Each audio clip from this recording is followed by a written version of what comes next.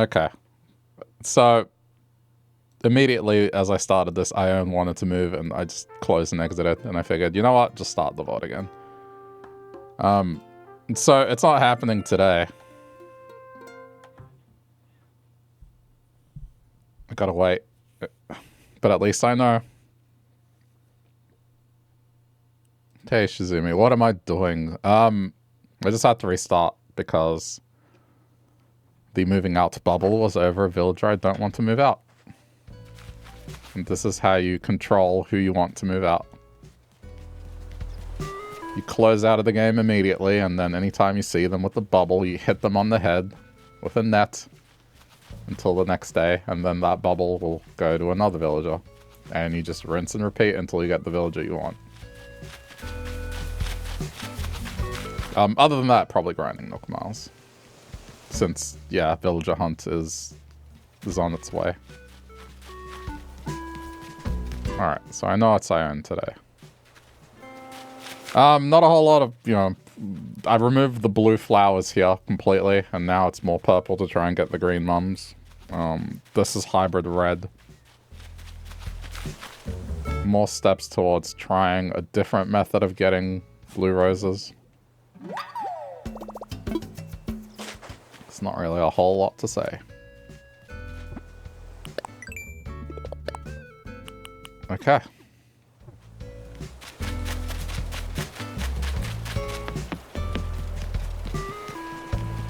But otherwise, just keeping cool. It's a bit warmer here today.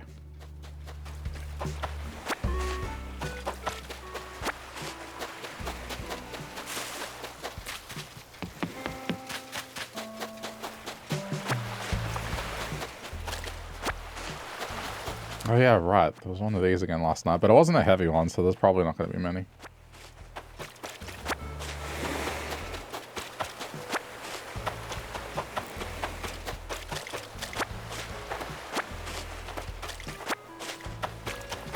And yeah, I just got done with Silk Song yesterday, and today I tried the extra content they added to Astrobot over the last year or so. Which added up to about 3.5 hours, something like that. For free, I mean, can't go wrong. Definitely better than what Nintendo's doing.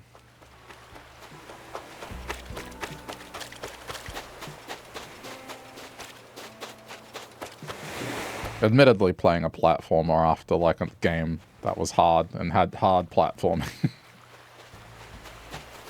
I think I need to pick something that goes easier on my thumbs. Next.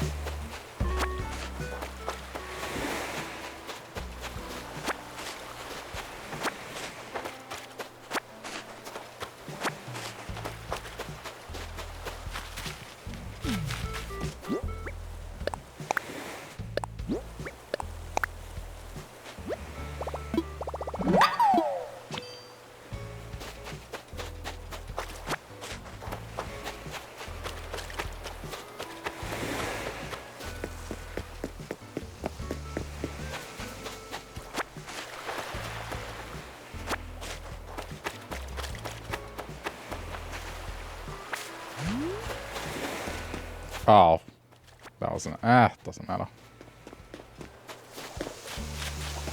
Yeah, so Ione wants... Why are they there?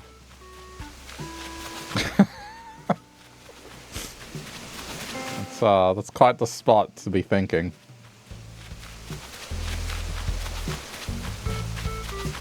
Well, they want to move out, so no. I have to go whack them on the head.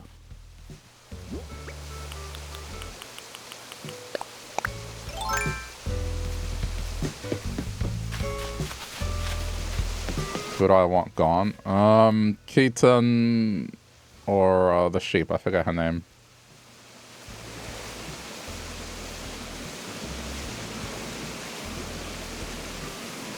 drawing a blank.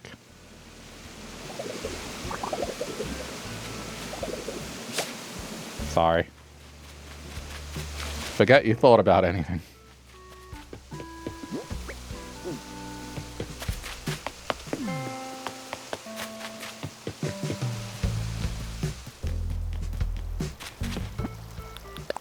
Why am I blanking out on her name? Eunice.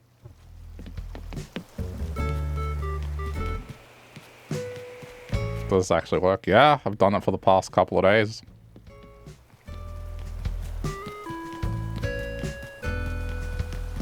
Every time I want a villager to move out, this is what I do.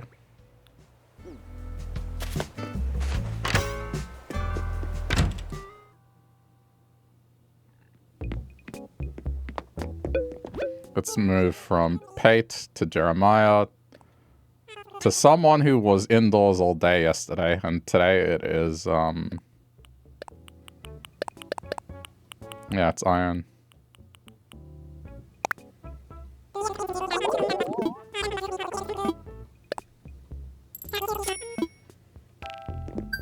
Abusing all the animals. I like to think of it as giving them a gentle whack. I don't want them to leave. Unless you're Keaton.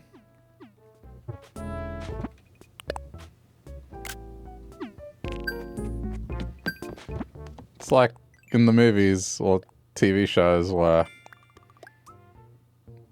they tell you to snap out of it and you get shaken, or maybe just a light tap. It's a light tap.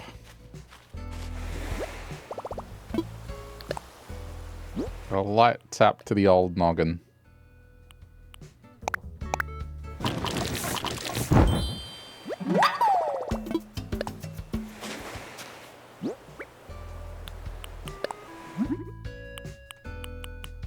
Just forget that they want to move out through concussion.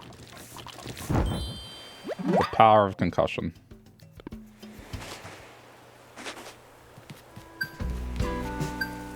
Hey, Timon, thanks for the raid. All good if you can't stay. Yeah.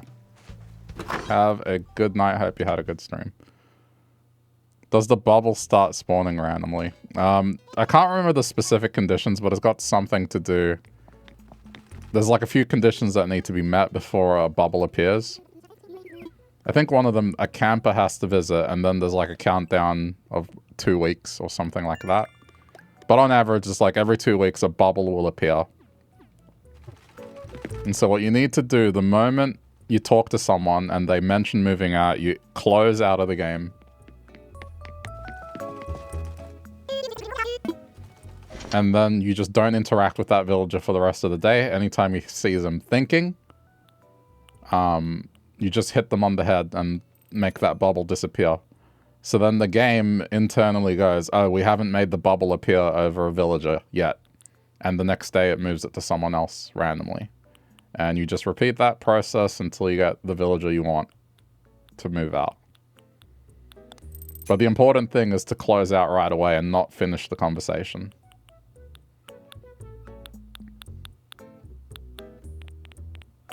Which is what I did there. Like, just got out immediately. As soon as I saw that it was, oh, I've been thinking, then I closed. Don't really have a hat I want, I'll just...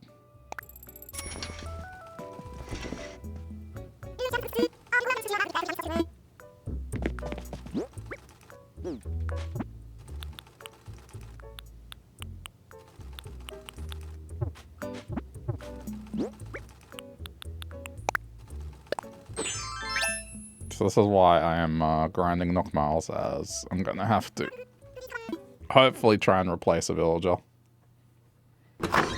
And given how the last one went and I spent 200,000 Nook Miles and failed, well, it's a small amount of concern.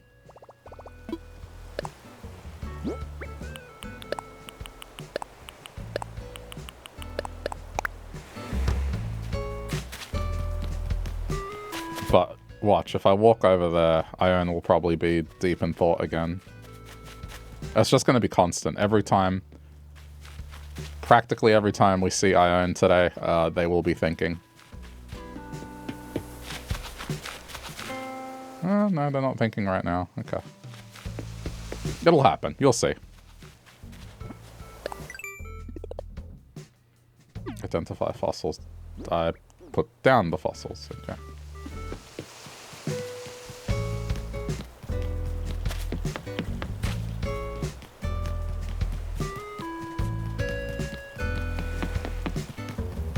The Animal Crossing wiki will have the details on how the bubble actually appears in the first place, but I know that roughly on average it's like 2 weeks. If you're playing the game every day, it takes about 2 weeks.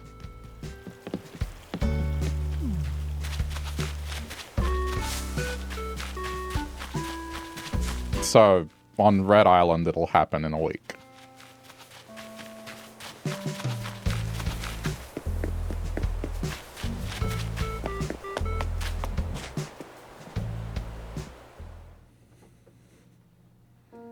I don't know if I'm going to have the tickets to be able to sustain 2 villager hunts, but we'll see.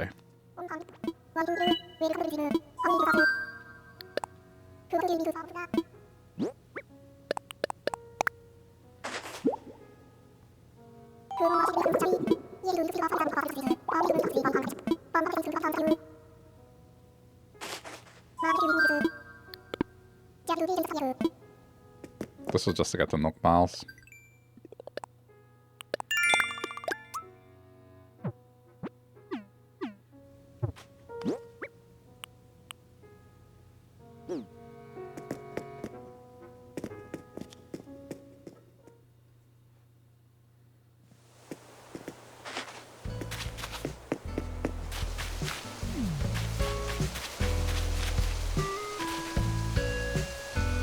I mean, I guess I got the full one here.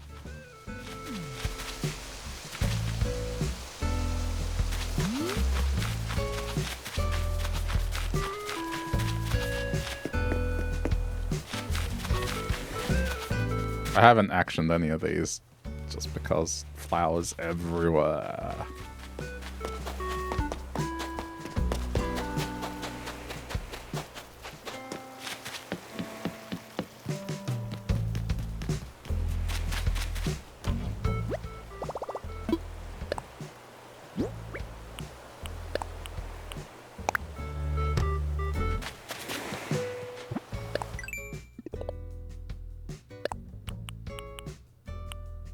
Oh, I walked past one and it's okay.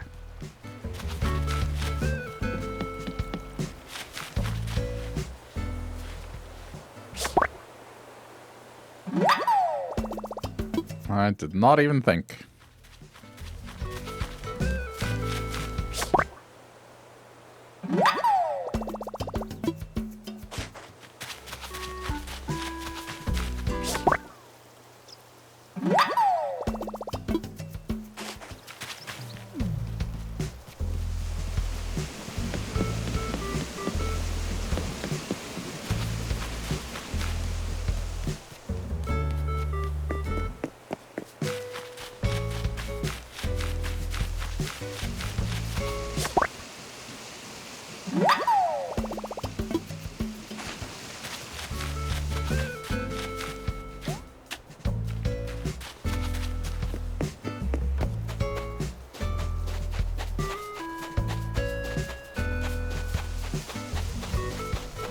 Oh.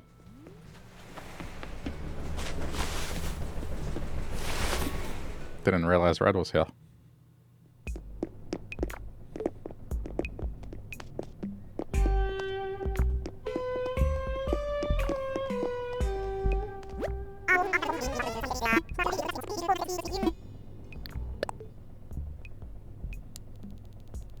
This one's real.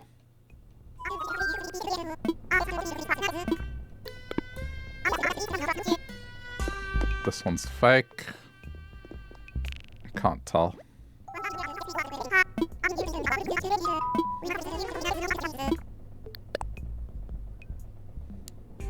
This one's real too. I have 2 real ones. I guess I can bring Red over to buy.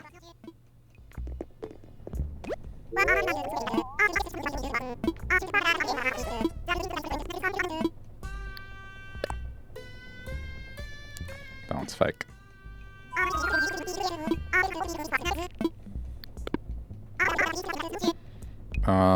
I'm fairly certain I have the duck one for blue. Let me just double check.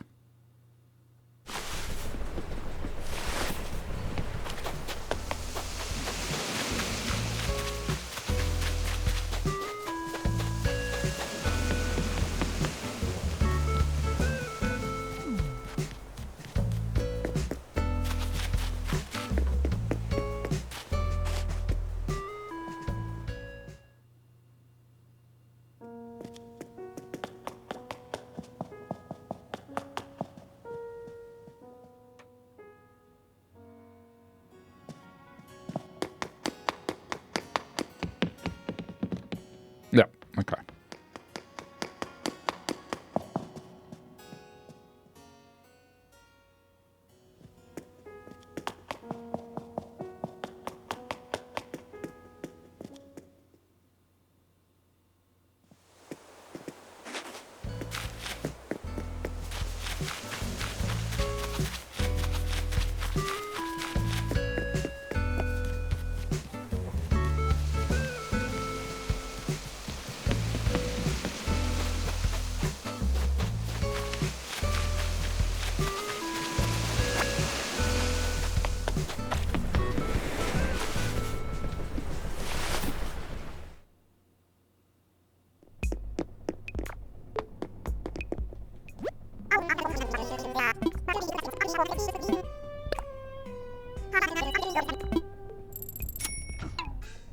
I guess I gotta remember to bring Red over to buy the painting. Oh, what was that item on sale? Hang on. It's like something in a jar.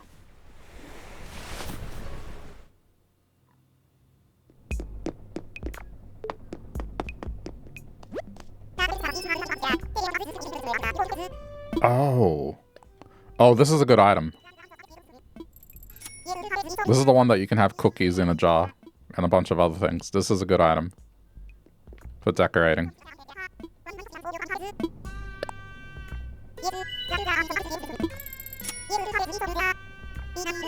I'm gonna buy quite a few of these. This is a really good one. Alright, well.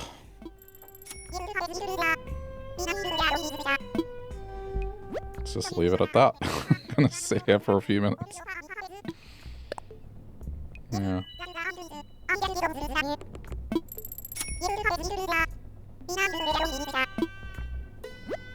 Oh no, it's okay. I want to buy them one by one. Definitely one by one.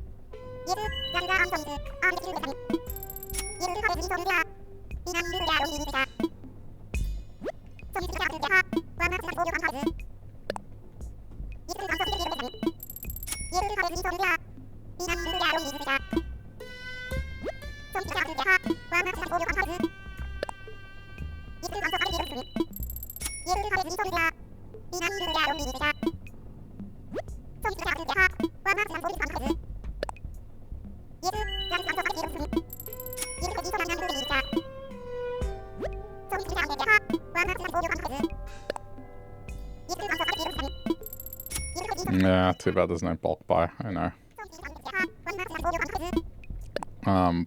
But this is one of the best items for decorating.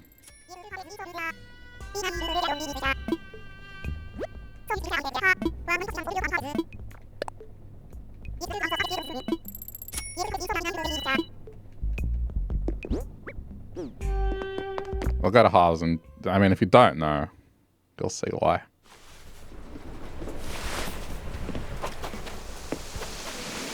I remember I had this once, very early on.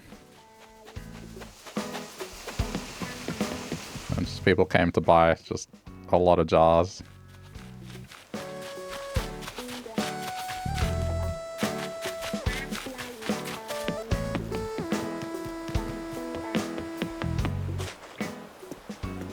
Because they were the cookie ones specifically. This one's yarn, so it's like, eh. But I can customize it. It's just gonna cost a bit more.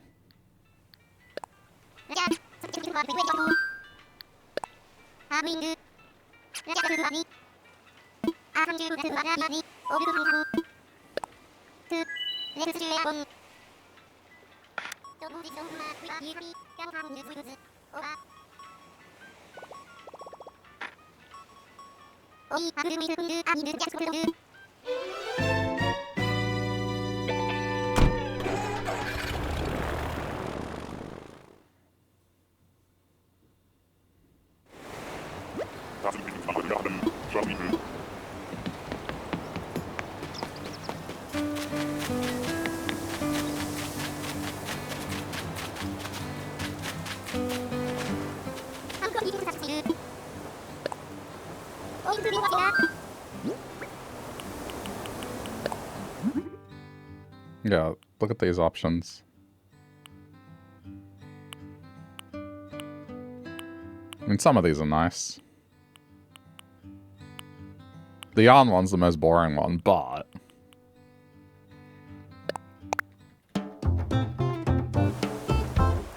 the other stuff is quite good.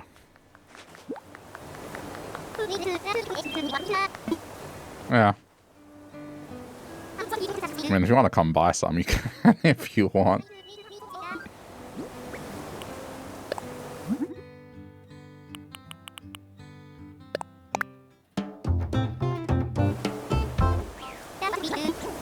I'm gonna get one of every type, so then I can just order whenever.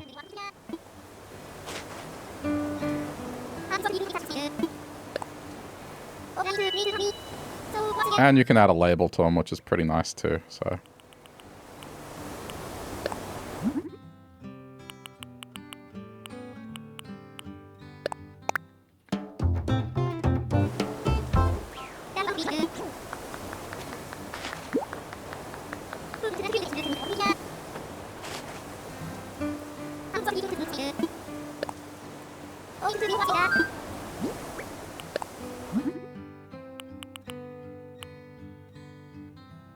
Not gonna put a label on. Nah, I mean, I don't know what I'm doing with them yet.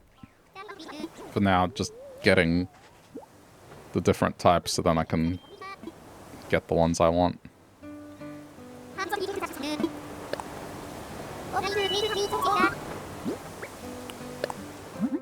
So I can buy... I can order. Too bad I can't make the salt blue. I feel like blue salt would be something else. No.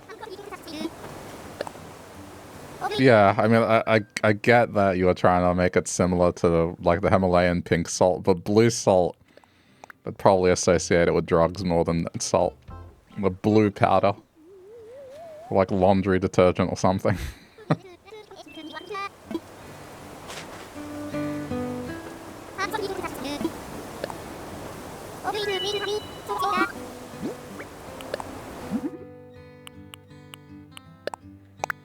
I'll convert the yarn ones to cookies.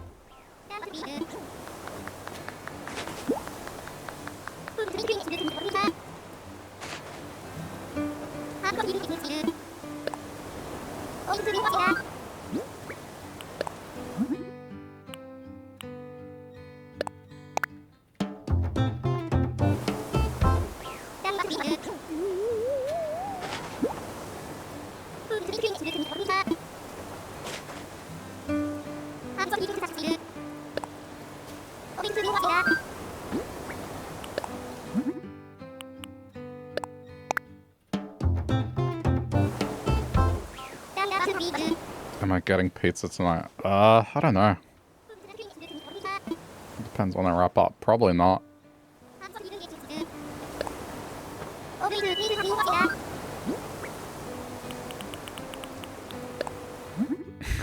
Chicken? Nah. Depends if I'm gonna be up doing anything after. Probably not.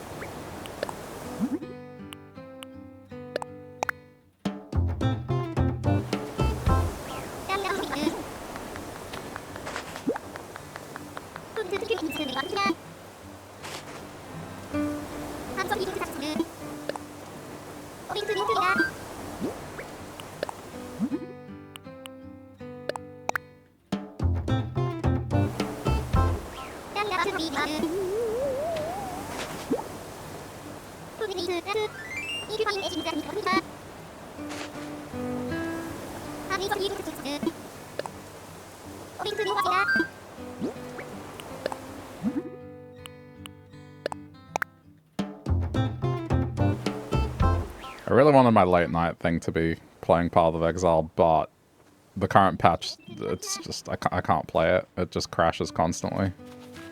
It's to the point where it's just, yeah, it's too frustrating. Not the content, just when the game's crashing every minute, practically. It's just, it's rough.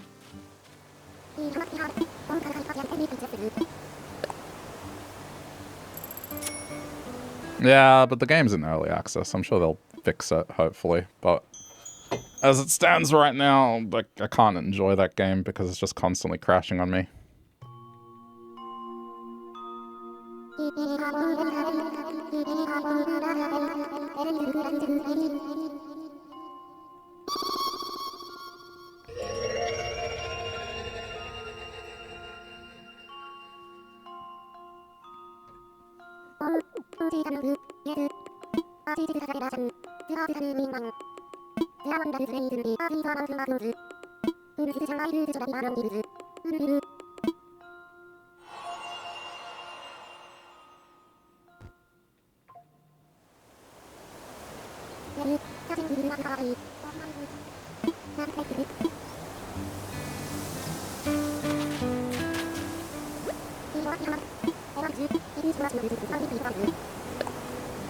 Oh.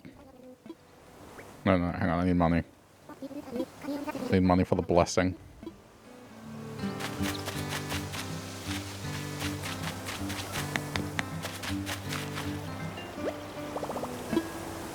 I mean, if there's like a new episode of Gachakuta or something, maybe. I haven't checked.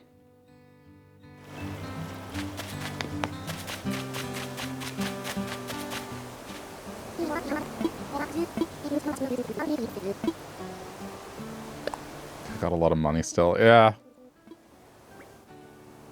I haven't been converting over to, Pokey.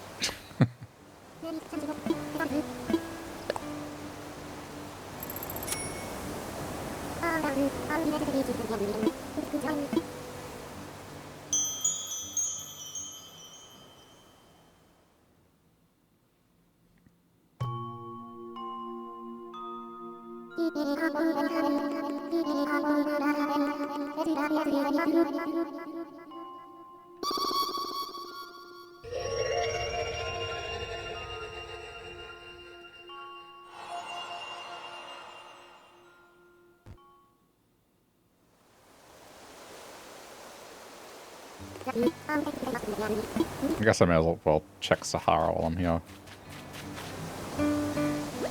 Not that I want to be stuck buying stuff. circus wall.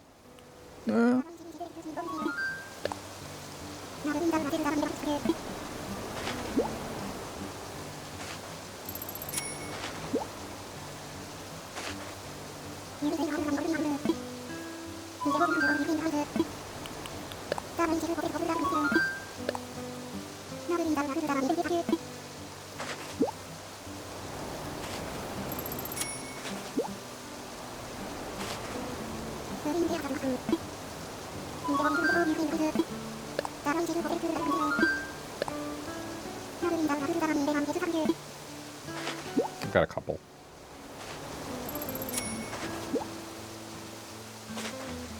I think I got enough of that white one. To use this one, you need about 3 or 4. As long as it breaks up one room for me, I'm happy.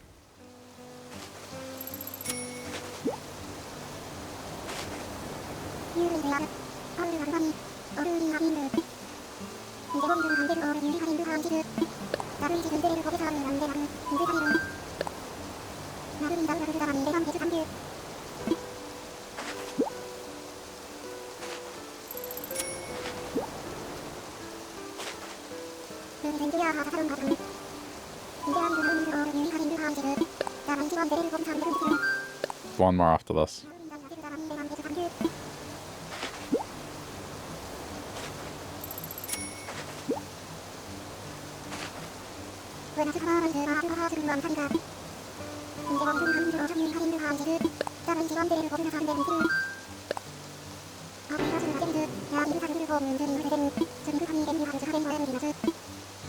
Oh, it's fine.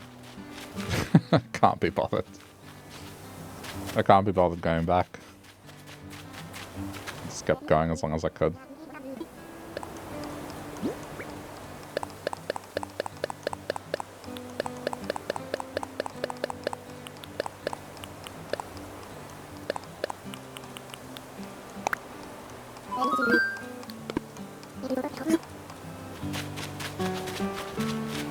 All right.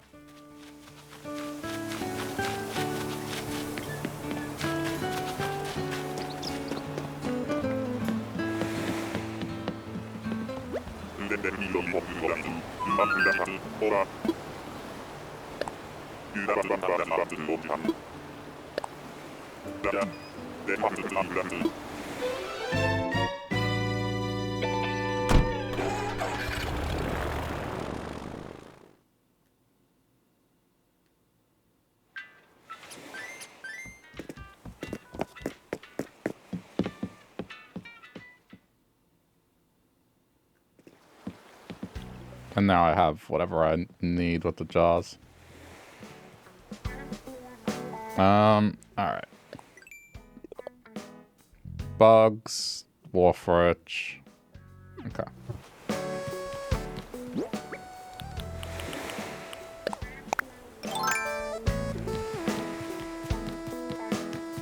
I don't have to do the island togetherness anymore.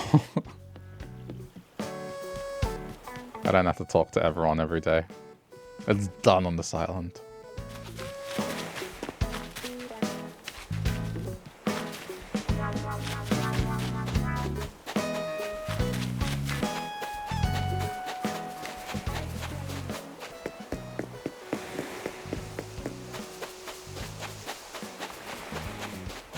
I'm walking as not to scare the bugs.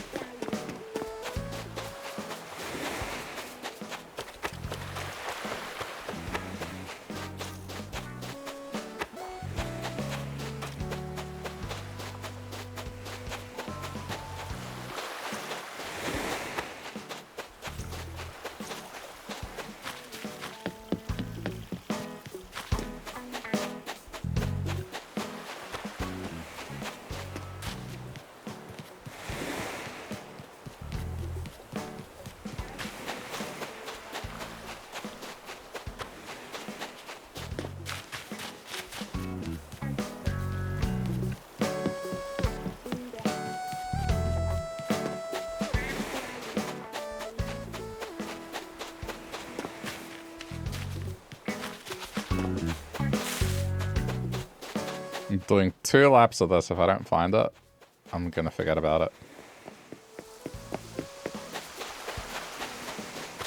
I know how this goes all too well.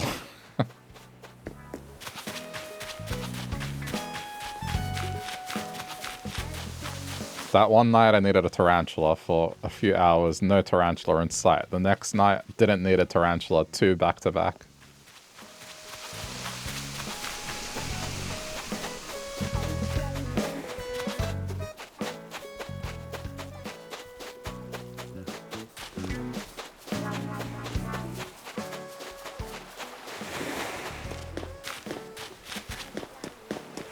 That's usually how it works, especially for me. But I put it to you that it happens with sea bass for me as well, and that's really unlucky. I mean, granted, that was without bait, but still. Not running into a sea bass naturally for an hour was actually crazy. You shouldn't need bait to get a sea bass.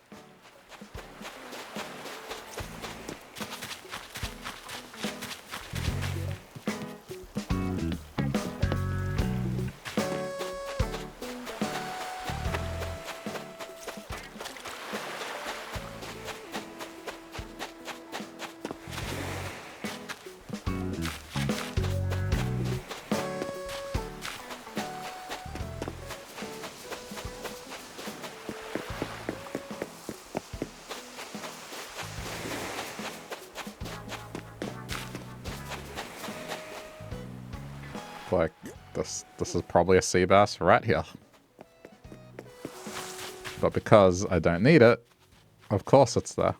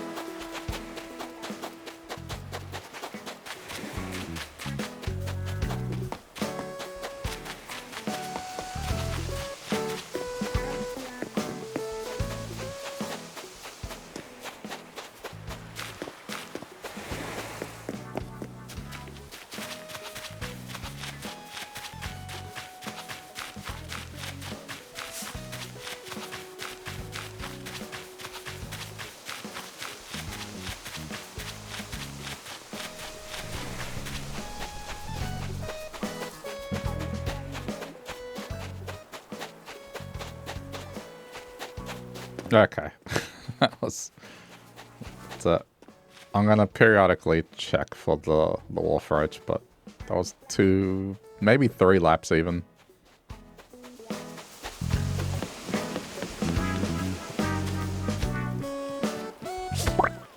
Just do that.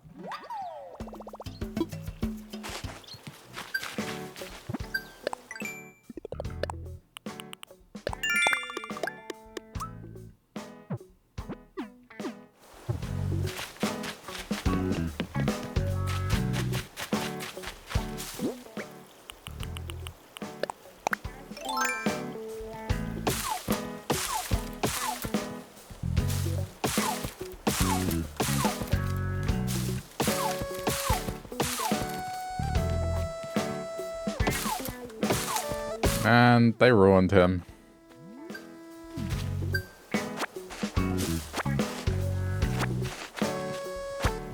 That gift he got, the caterpillar outfit, he just doesn't look cool anymore. And that's not even like oh. He's not wearing blue. It's not it at all. I just don't like how he looks right now.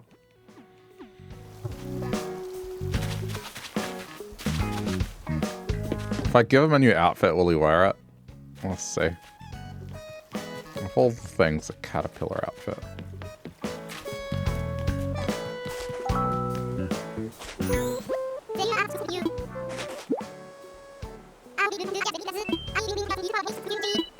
A judge's bell?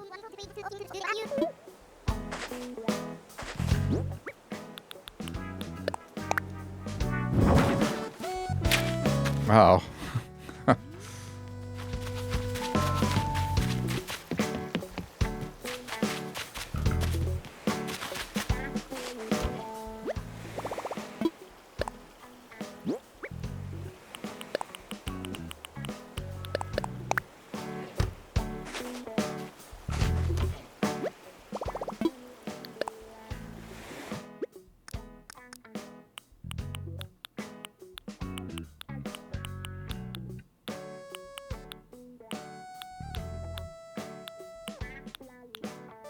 I mean, I could give him that. That's pretty similar.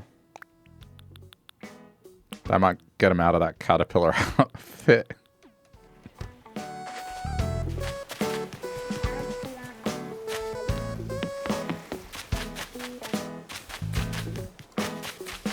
I even told him to not put it on, and he still put it on.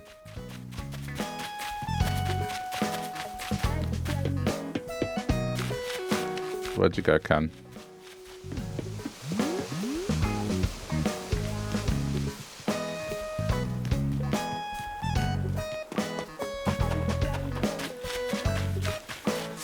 Like, imagine that, a rooster wearing a caterpillar outfit.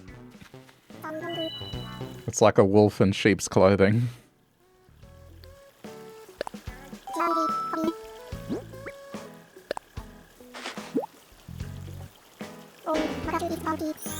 Yeah, put it on. Ah, much better.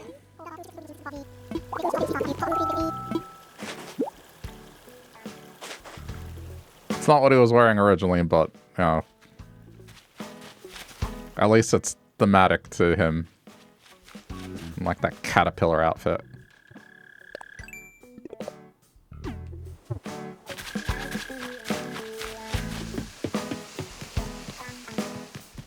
Yeah, I just gotta avoid Ione, unfortunately.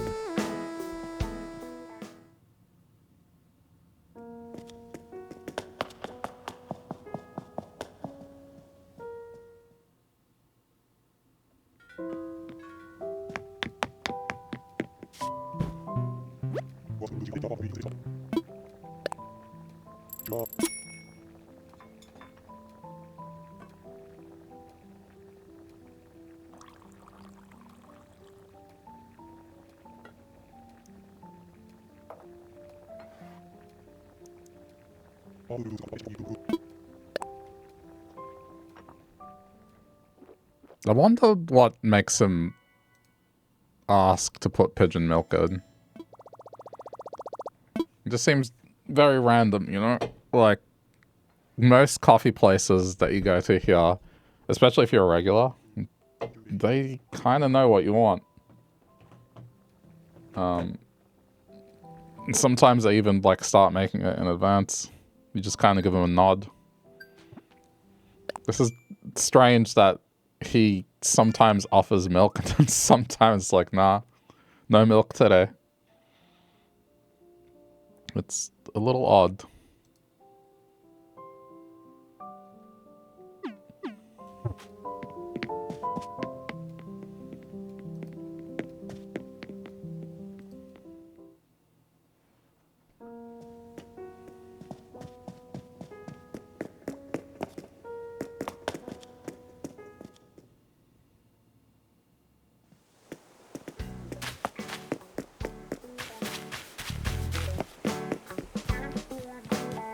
You don't go to a coffee place enough where they'd know what you'd want. Yeah, understandable. But I mean, if you did, they wouldn't half the time be like, oh yeah, do you want sugar in that? Or do you want half, like whatever your regular order is. They're not gonna deviate from it randomly. Like, it kind of reminds me of Seinfeld, that guy that ran the soup kitchen. It's just, you got what you got. Hello, would you like pigeon milk in your coffee? No thank you. No coffee for you! Get out!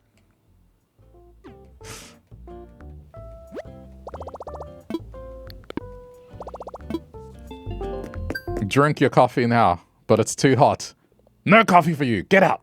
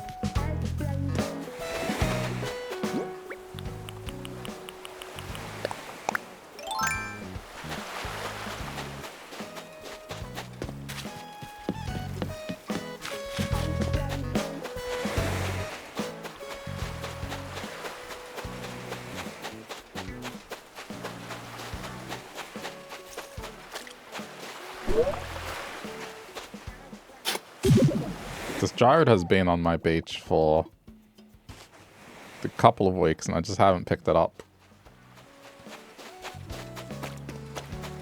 I don't think any new ones are going to appear until I pick it up. So I have not picked it up.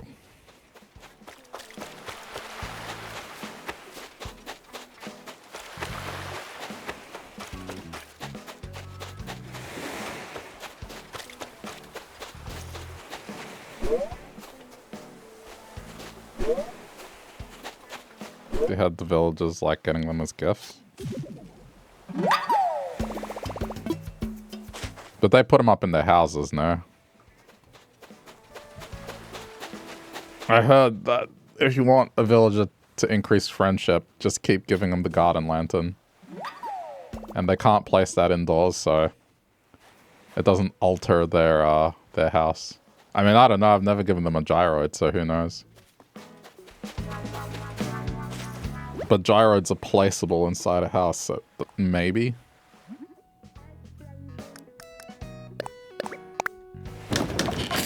They don't place the garden lantern, that's all I know.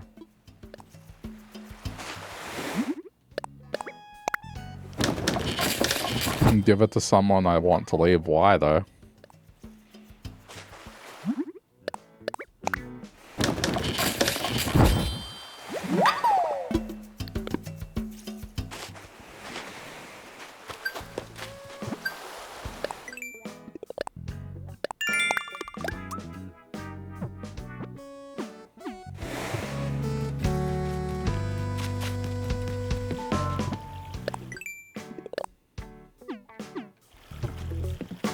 because I'm going to kick him out anyway. Yeah, but it's not that important to me to make friendship and give gifts, really.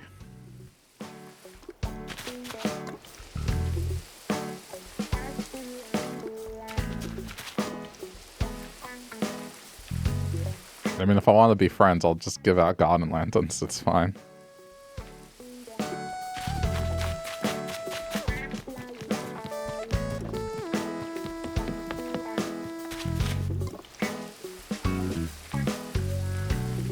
Coincidentally, looking up on how friendship works.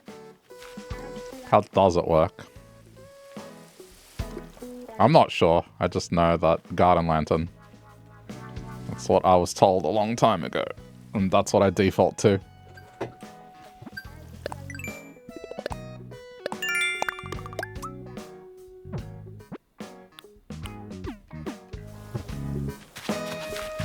Wrapping the gift gives a bonus point. Okay, I always wrap it. Except in the case of what I just gave to Ken, that was... I needed him to stop wearing that caterpillar outfit, so I didn't wrap it.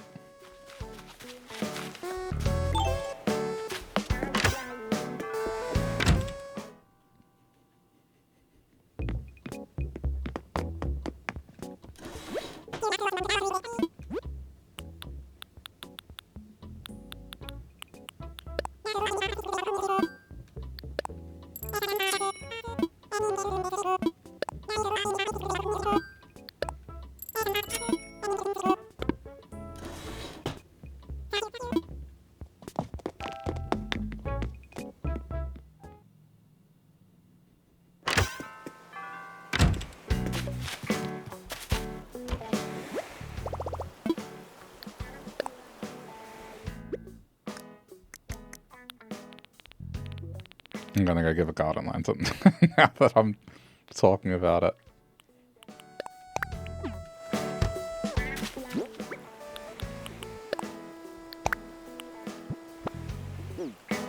So thoughtful.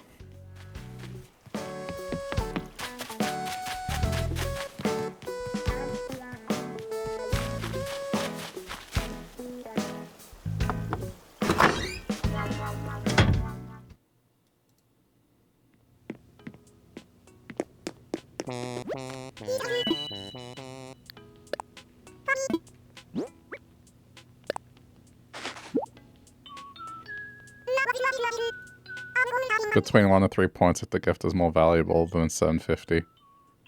Okay, well the garden lantern definitely is.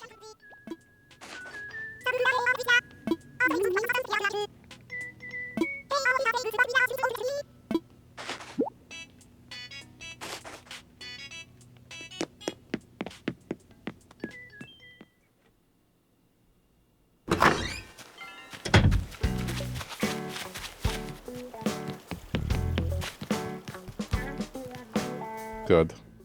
Honestly good. Not wearing the caterpillar outfit.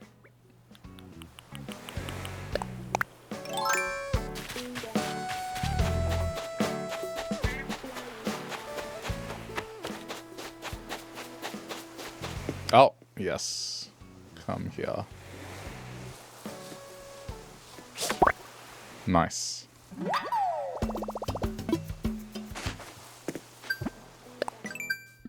Yeah, I'm just gonna keep gifting garden lanterns.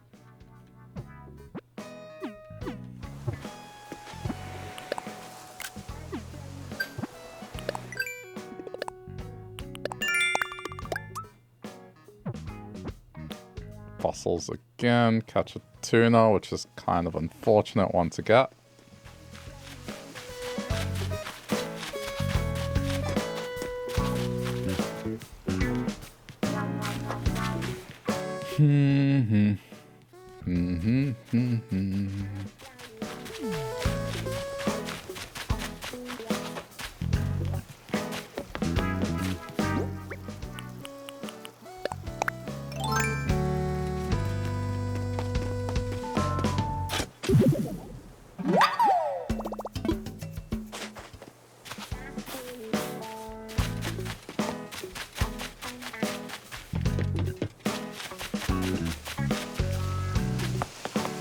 The bubble hasn't appeared again.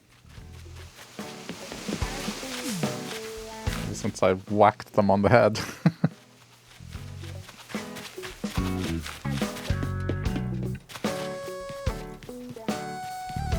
Thought it would have been more of a constant whacking on the head.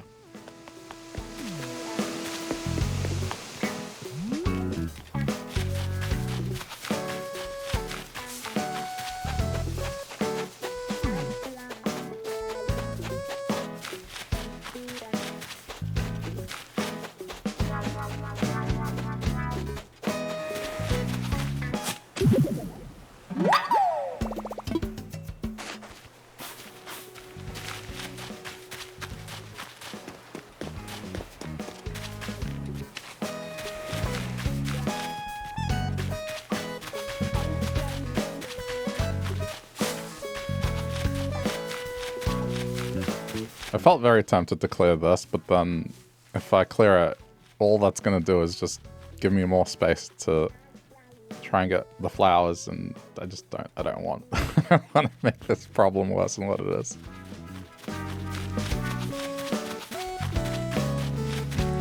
The worst is -5 when you give trash as a birthday present, but who would do that? Like that, you're just being a jerk there on purpose.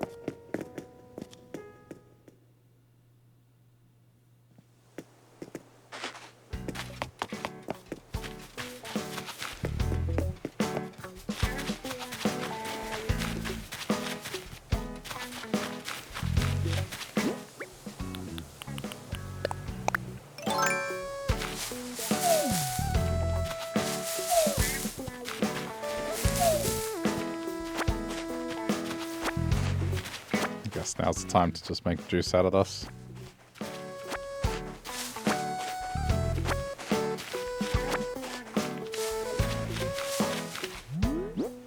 If I want that bubble to appear first on that villager, the bubble will appear on the villager with the lowest friendship level. Wow. I mean, that's too annoying to try and set up. I'd rather leave it to chance and then you just move it randomly the next day. It's easier.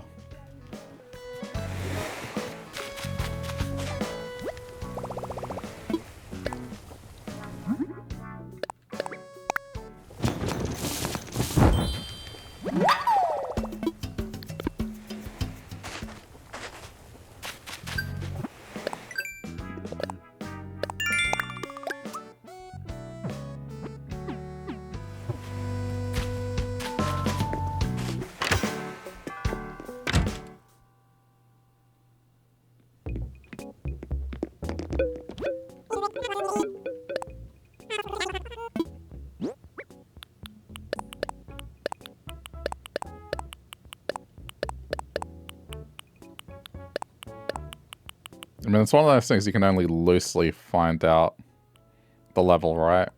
Based on what Katrina says.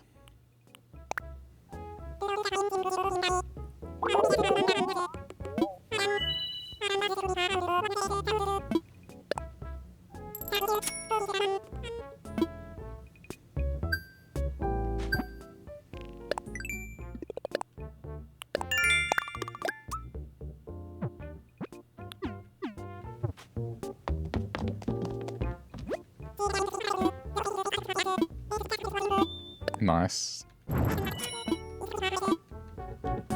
was kind of hoping it would be worth that much. Okay, another ticket.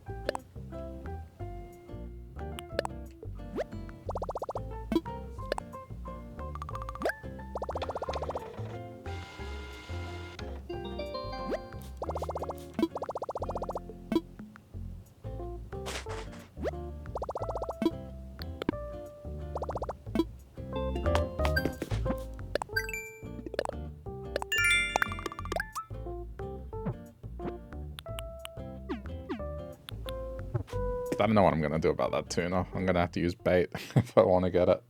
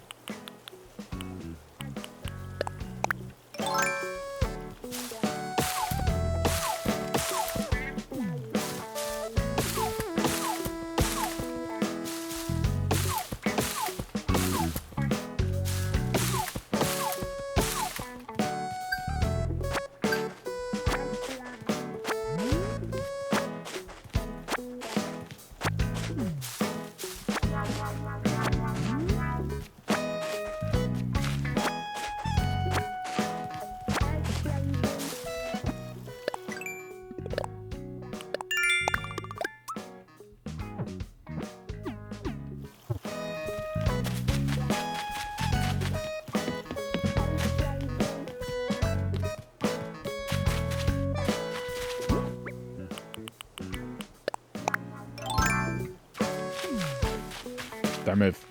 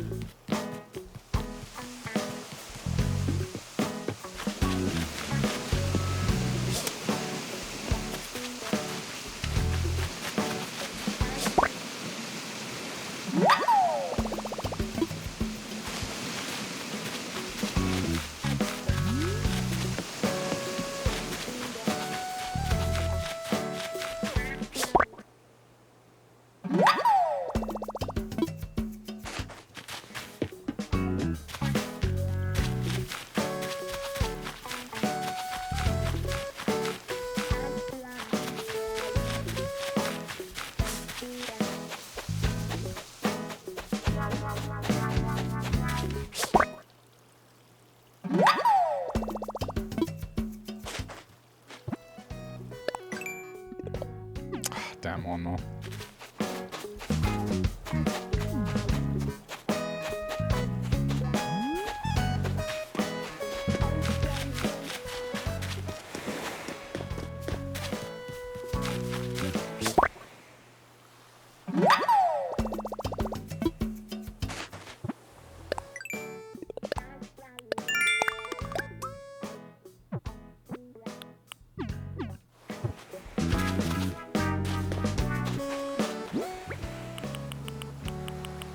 So wait, if it doesn't appear tomorrow...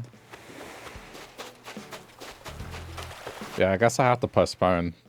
Because I can't have it happen on a weekday. There's just not enough time in an evening to kind of hunt for a villager. Especially if it doesn't go to plan. So it's not going to happen this weekend. So I guess I just have to keep whacking people on the head for another week.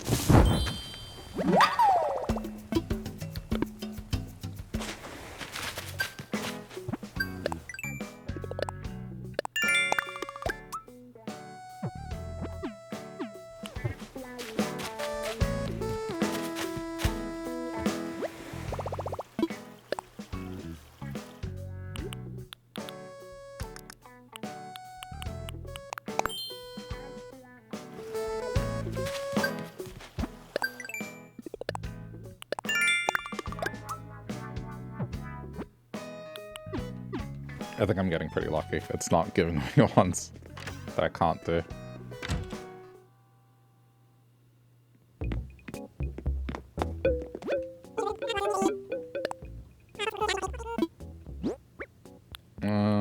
Hopefully this will add up to 5k.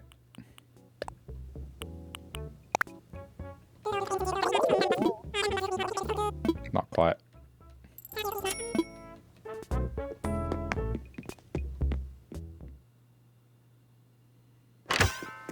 Alright, I've been putting off the sea creature one. I'll do that one now.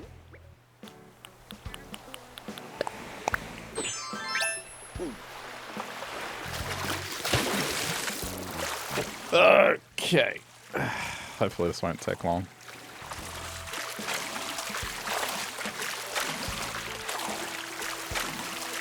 So between the two islands I have 30 tickets, plus whatever I have in storage.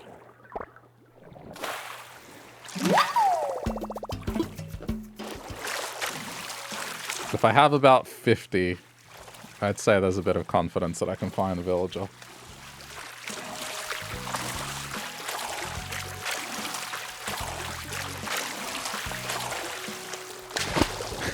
Donations needed. Not resorting to it yet, but things may get dire. Oh, that's nice. That happened right away.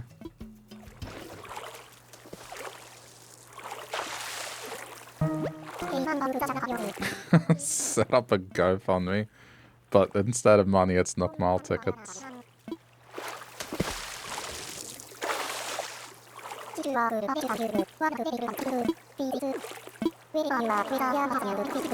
Wherever you are, whatever you're in a house or in your own head, make it comfy.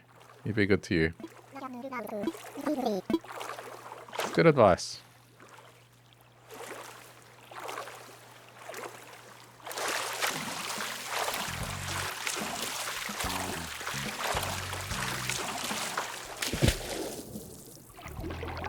Be good to you.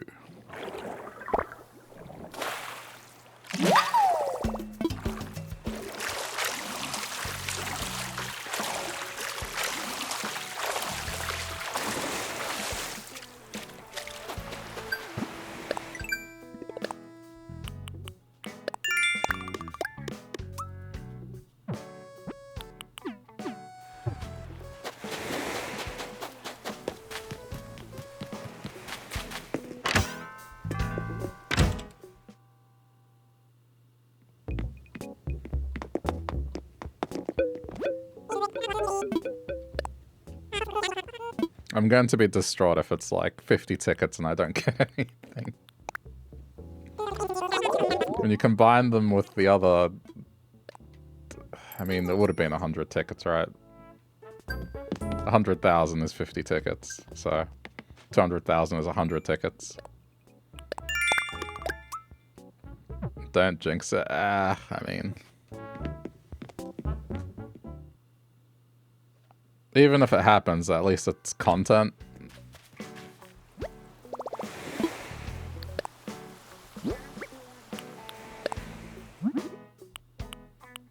Who do I need now? I mean, for Blue Island, it's the counterpart for...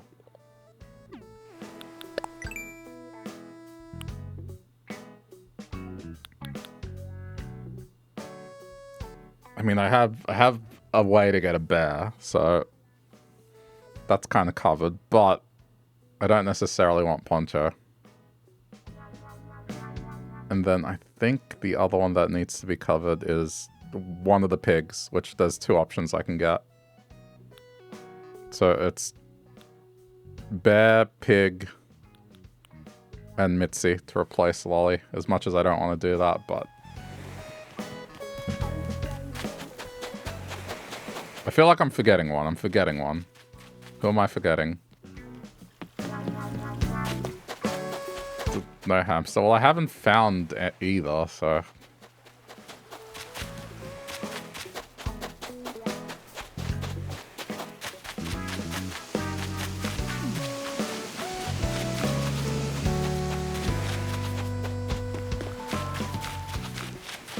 You have apple.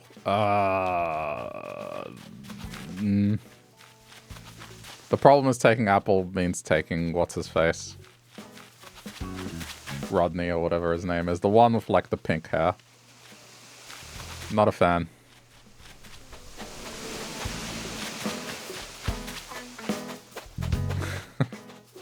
I have the amiibo here. It's just... something about its look. I don't know what it is.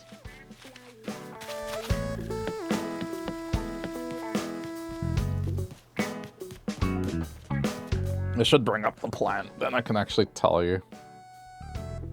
One sec. Oh, hello, Smile Beach.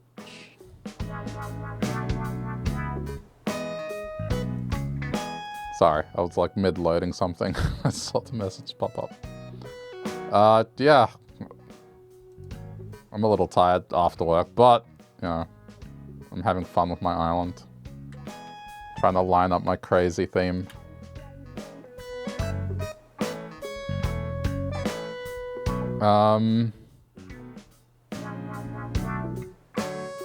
Wait, so who's missing their counterpart?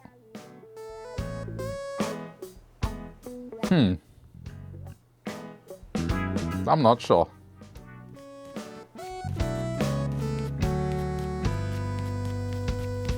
It's kind of at the point that I think I technically have the animal lineup. It's just more getting the correct counterpart on each island.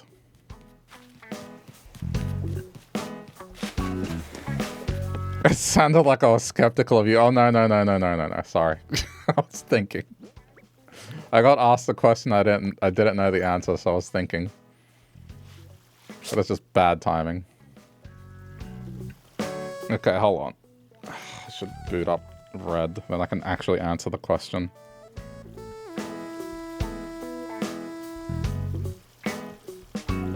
Just still sad with the cats. Yeah, but that's personal taste. I'm not gonna...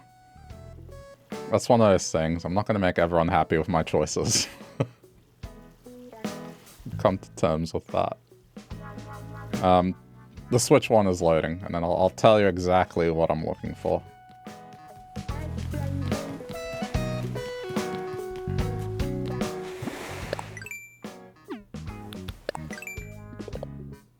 Anyway, sorry. Welcome. Yeah, I was mid-thought.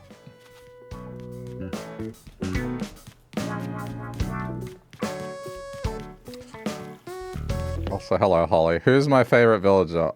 Scoot, and then Alice as well. Those two.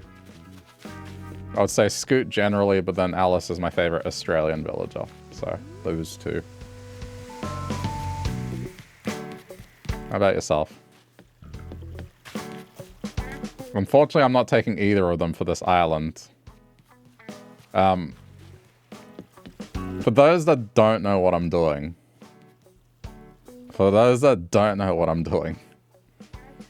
My island theme is 2 islands. And one of them is blue, one of them's red. And so they're going to be mirror images of one another. In terms of the actual layout of the island, but also villages. So for example, on Blue Island, we have a blue duck. So on Red Island, I have to have a red duck.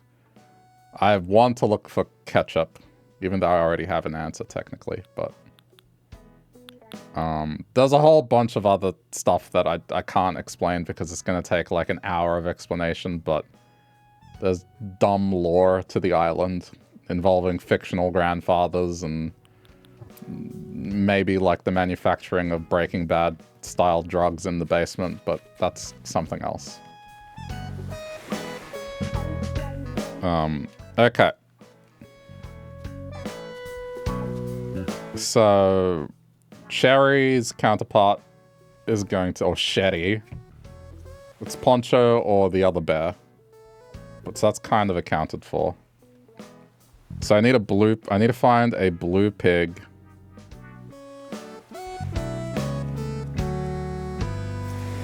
Yeah, I guess there's one combo I haven't sorted out yet, now that I look at it. Hold on, let me just do this. So you guys can see what I'm talking about.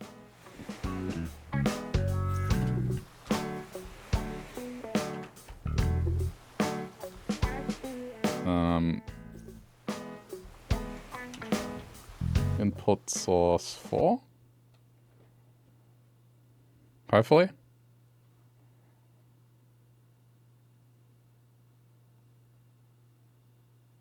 Did it work? Yeah, it's here.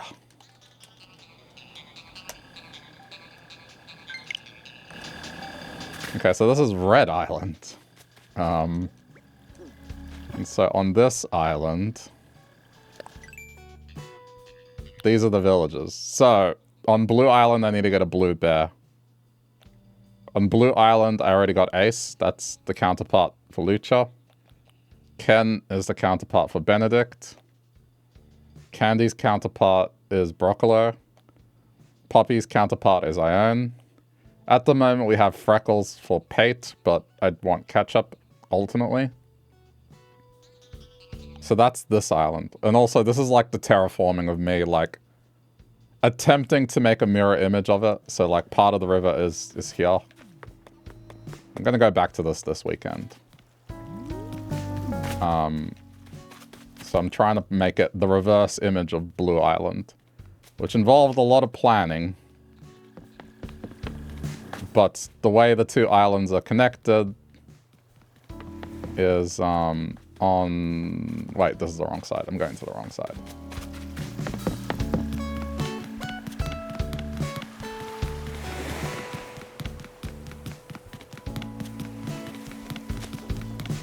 Yeah, so I guess one of the pairings are up for grabs then. It could be anything. But there's this piece of land here on red.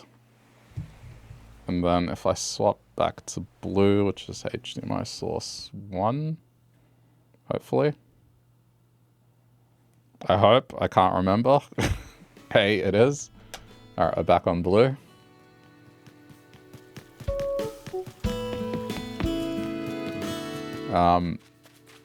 Here's that same piece of land. So I'm pretending there used to be a bridge here, and it was destroyed when the 2 founders of the island fell out. It used to be one island, well, 2 islands connected by a bridge. They had an argument, they destroyed the bridge, and that's the story. But it's 2 islands that used to be connected. One's red, one blue, and there's a bunch of other things in the middle. I wanted to do something different. this time around and really involved, so there you go. Also, hello, y'all. Good morning. So, I mean, I have plans. It's just at the moment on Blue Island, the ultimate problem right now is I'm trying to get flowers, particularly purple windflower, green mum, and what was the other one? Like the blue rose. So until that mess is cleaned up, I'm not really going to start laying things out. But, yeah. So, in summary, villager that I'm looking for, a blue bear, a blue pig, Mitzi, if I can find Mitzi. And then the other one, I guess, is kind of open. It could be... I mean, I don't want it to be Rodney, because I can summon Rodney, but... I mean, the other options were Sherb. So there's like Sherb on blue and then the other goats on red. There's a couple of possibilities that could happen.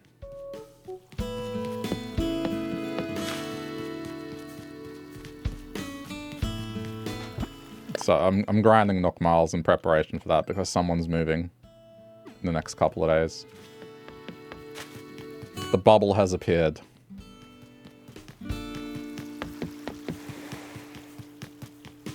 You actually fell asleep super early. It's unheard of. Yeah, you're usually up really late. It's very surprised how often you're in the stream and I'm like, oh man. It's late for me. It must be insanely late for you. Oh wait, it's customized, not craft. I finished Silk Song though. I mean, that night it was just a couple more attempts and then I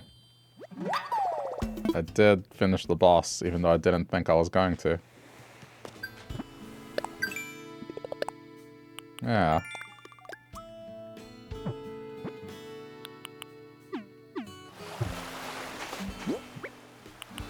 Pretty good. 6 a.m. So, do you normally get up at that hour, or is this just like a, oh no, the sleep pattern is truly ruined? Would I play Baby Steps? I don't know what Baby Steps is.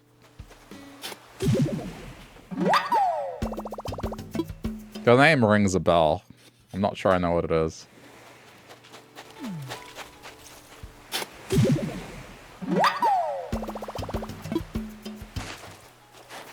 I mean, I don't know. Throw it on the request board. If enough people vote for it, I'll consider it more.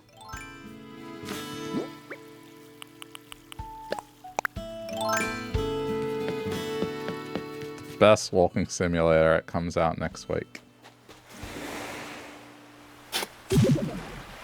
I'm intrigued. What is this? I'm looking it up on my phone.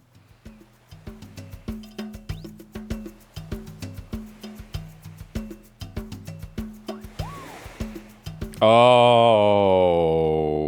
okay. This is the Bennett Foddy game, isn't it?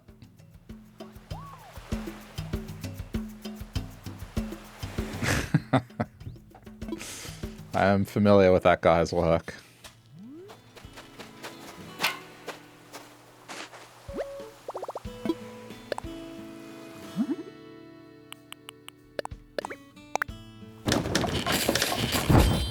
I mean, it's something that would probably be very short-lived. I wouldn't play it much, which is probably perfect for this downtime before Ghost of Yote. But on the other hand, I played Getting Over It, and that hurt my hands. It really did.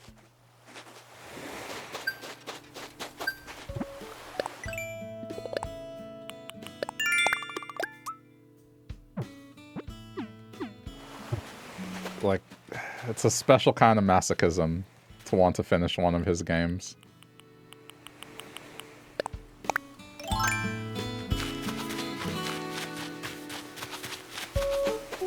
It wasn't as painful as you thought it'd be, but still challenging. And you say you don't, well, you're not as good at platformers. So if you're saying that it's not as painful, I guess that's... Yeah, I don't know. I just don't... Like, anything involving Bennett Foddy, it's just... I know his track record. It's definitely streamer bait. It's not platforming, just walking. Okay, but it's not just walking. It's... Like, you have... the walking skills of an infant, so it's not very good walking skills. That's like saying Jump King is just jumping, or Bread and Fred is just climbing.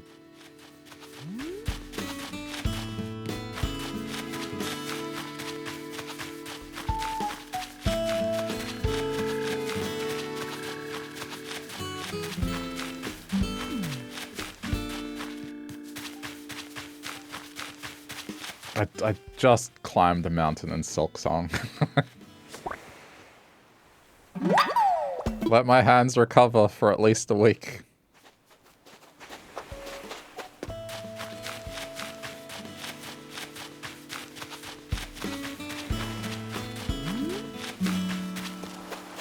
Not to mention my voice as well. I think I've been yelling at Silk Song too much.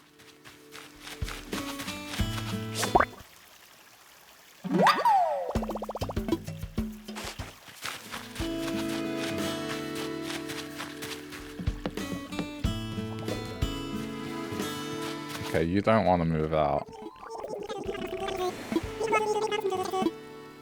Sure, why not?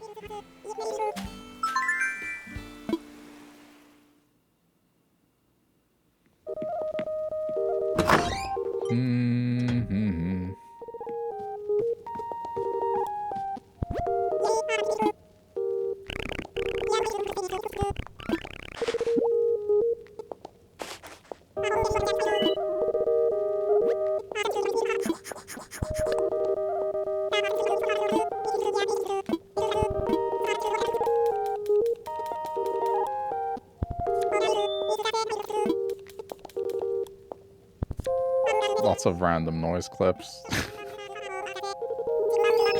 I watched the one where I lost to Trobio. That I don't remember it being that horrendous, but it was truly that horrendous.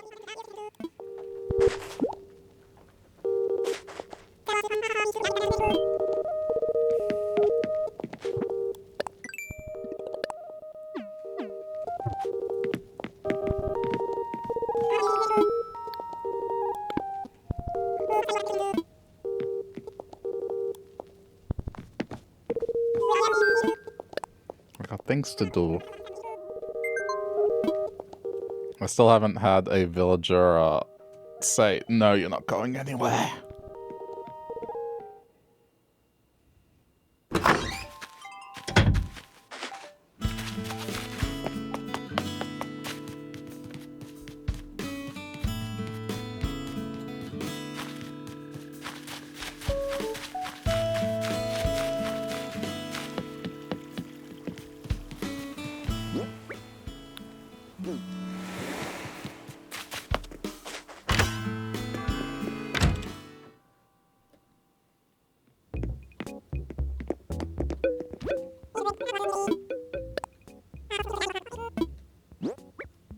I think I finished Silk Song at the right time.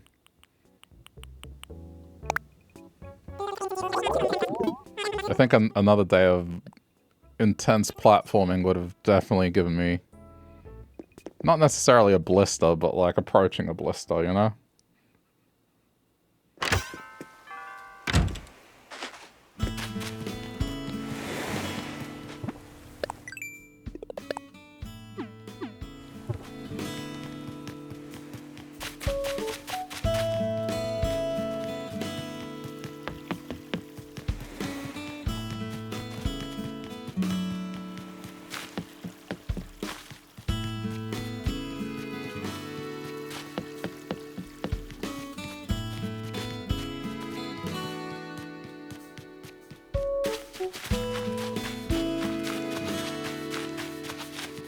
Is there any song in this game that makes you guys sleepy? I would say this one is the one.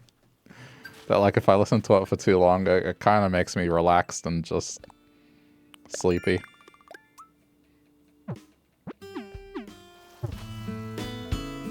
It's at 6 p.m. as well. I mean, it's not 6 p.m. here right now. It's 11. I've wound the clock back so then we don't get sandbagged by the store closing. But I would say this is definitely the song that's like unwind.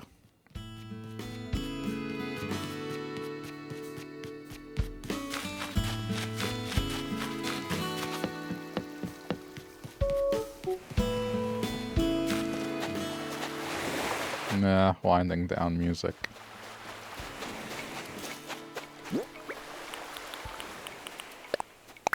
I'm looking forward to this week. This week's a shorter week. Yeah.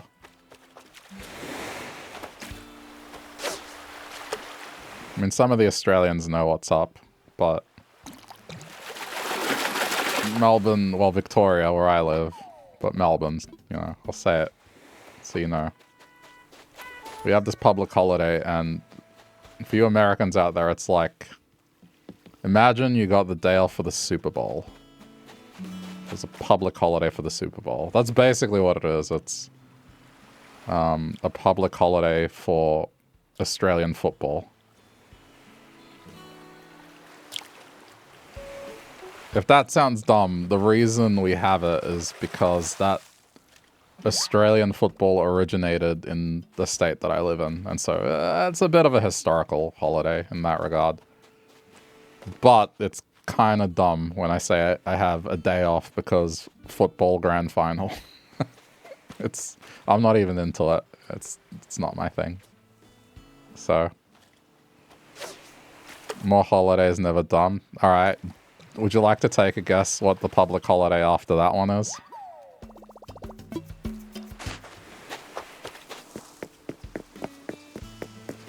I'll give you a hint. It's sport related again.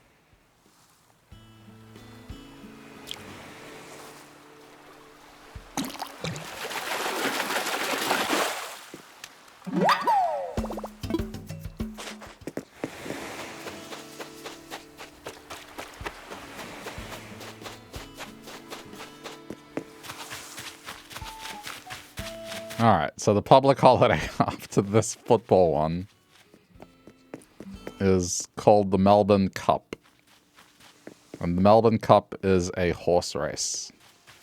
So I have a day off for a horse race. Now, it sounds dumb, but again, it's another one of these ones that's ingrained in the history of the state. But when I tell people I have a day off because there's a horse race, it doesn't sound normal.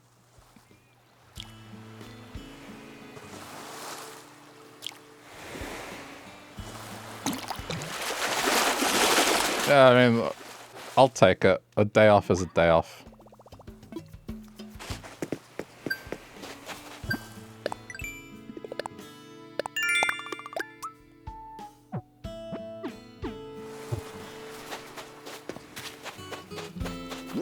It's just fun to describe why I have the day off.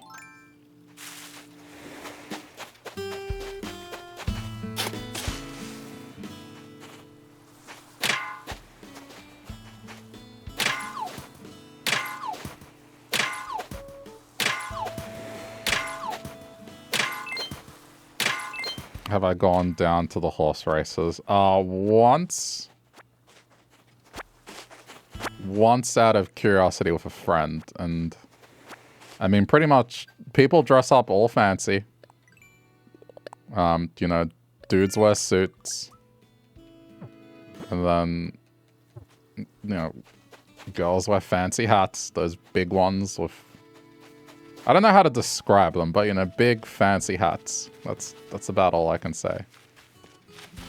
And then people get drunk, and they just stumble their way home afterwards. And that's basically the thing.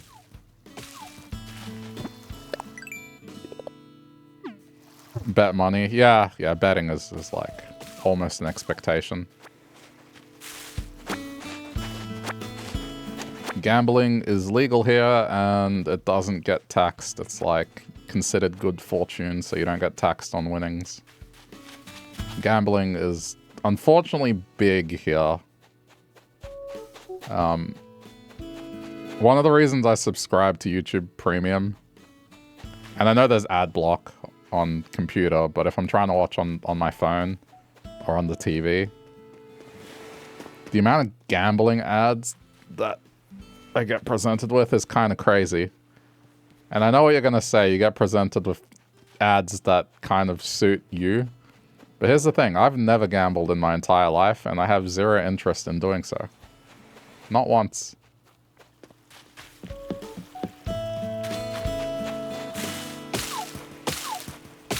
I wasn't even upset at being shown ads. I was being upset at being shown something that I'm just never going to consider. So it's like a waste of time. But it's big money here, so yeah. I ended up getting YouTube Premium just to not have to listen to them. I'll listen to 1,000 ads to do with like NordVPN or the next hot mobile game. But listening to gambling ads is like, nah.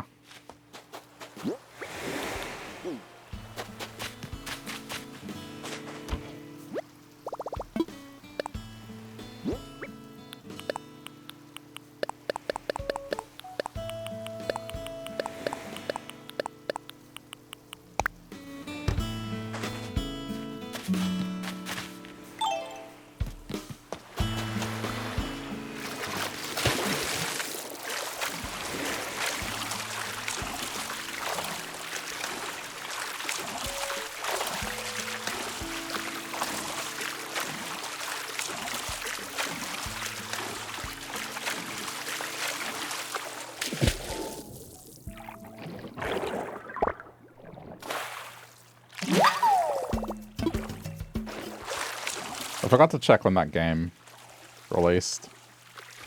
It's you said next week, right?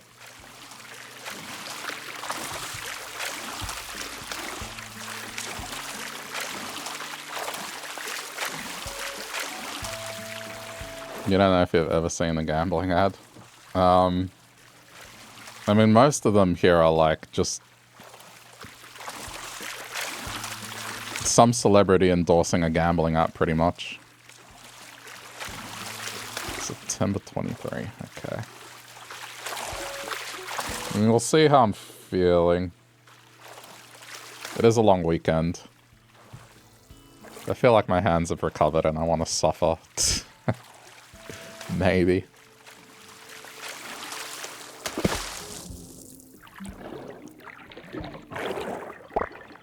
Yeah, a lot of it is gambling apps. Or the places where you go place bets. Or websites. I'm not gonna say them, but those are the main three is places where you can go place bets, gambling websites, and apps.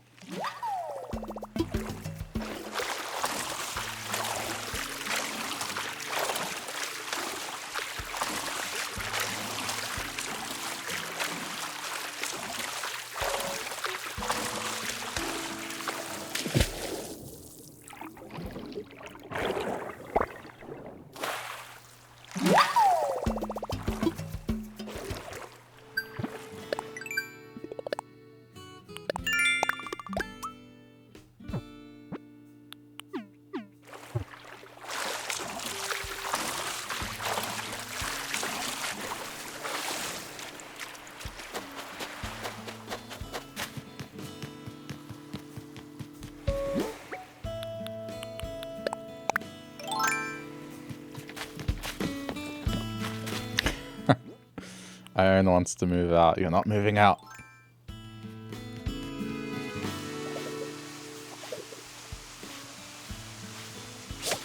No.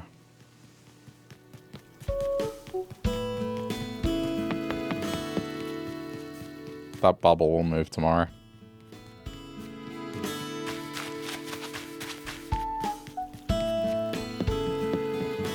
think you get ads for casinos, but not gambling apps. I don't know if I've ever... I mean, we have casinos here. And there's definitely...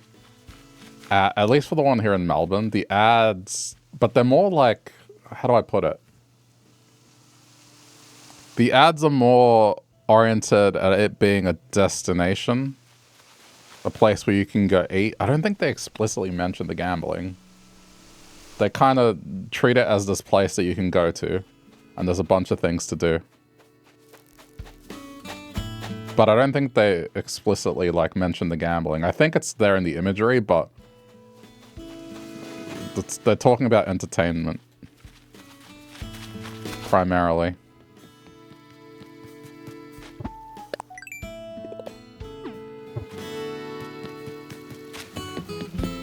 But I don't think I've seen casino ads on YouTube. We're talking normal TV, and I mean, that's been a long time since I've watched any.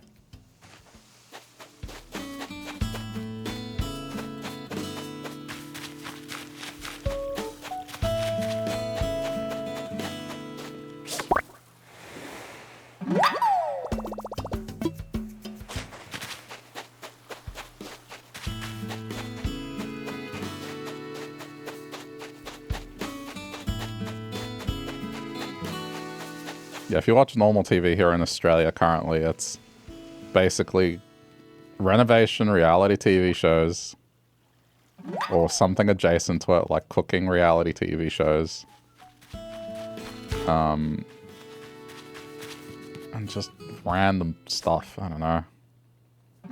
I feel like anytime I've been somewhere and the TV's on in public, it's always been like some reality TV show to do with renovations, cooking, dancing, singing.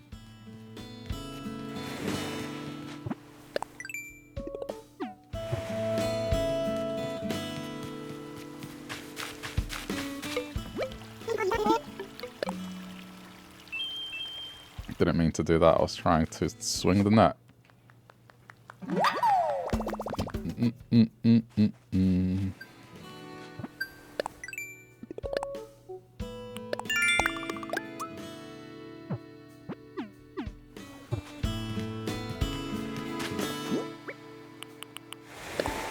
I mean, even these days, just things have changed for me in terms of viewing habits.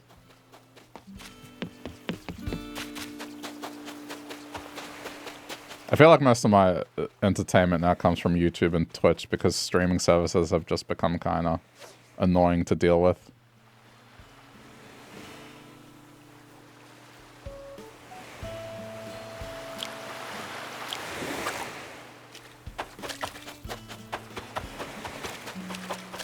I think Crunchyroll and Apple are the only ones I have currently. And the Apple one is just because I guess I have other stuff with them that it kind of becomes a no-brainer. And they have good stuff on there.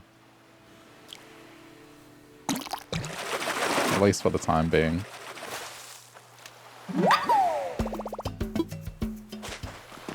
But then everything else I kind of just got rid of it. It just... They kept increasing their prices and... just less content I kind of cared about.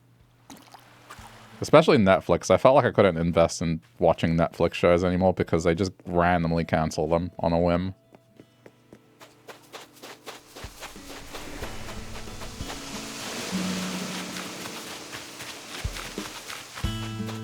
But primarily just the price constantly increasing. And yeah, just service not really improving. Instead, just getting worse.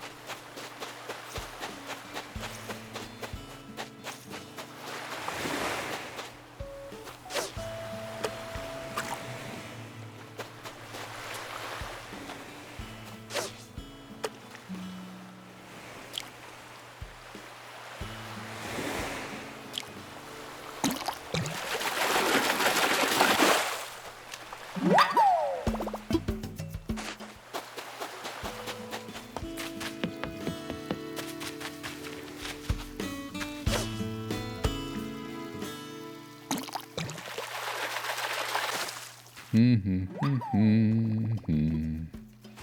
song is making me too comfortable.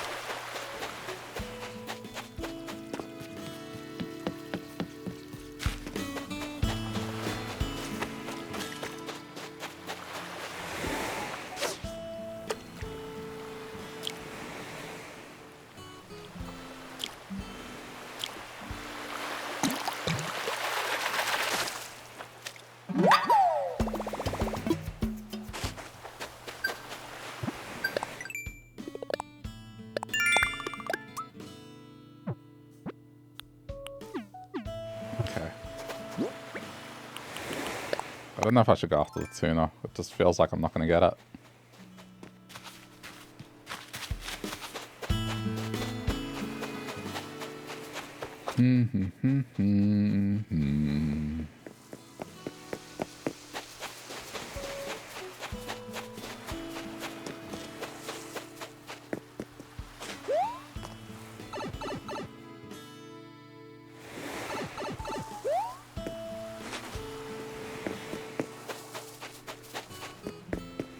Brown tuna. Never brown tuna here. I know what they're doing where you're at. The words of Gordon Ramsay. Standards. Can't say I've ever been to a sushi place that was a bit sus. One of the most sus places that, I mean, it burnt down, which kind of doesn't help, but I will stand by this place. It was a restaurant, and they were called Crazy Wing. And the whole thing was they would serve 2 chicken wings on a skewer, and they had different flavors. Each day they had a flavor of the day where you could buy 2 skewers for the price of one. So it was popular. It was in a small, really, really like old and rundown building. And you know, the other stuff you get was just a bunch of little side dishes, I guess. I'm not exactly sure what it was from, but like, you know, they had these vinegar cold noodles and they were amazing to go with the chicken wings. Or you could have it with a side of rice or something. But the place was really dodgy. It was run down. The seating was terrible.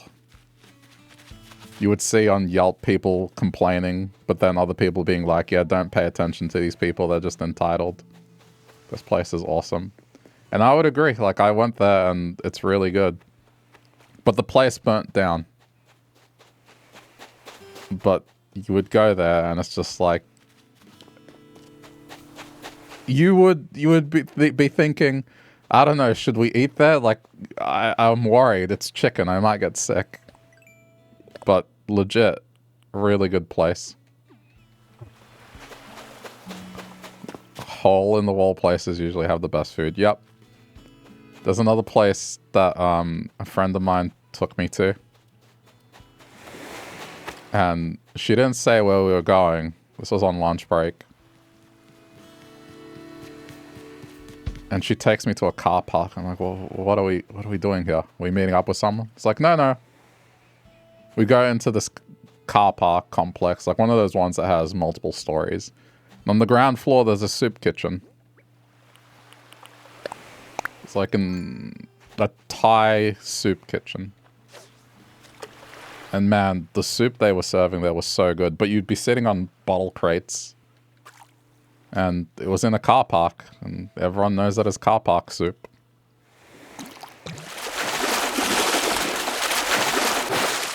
I do miss that place. No, I'm nowhere near it anymore, but just every now and then at lunch it would be like, yo, car park soup.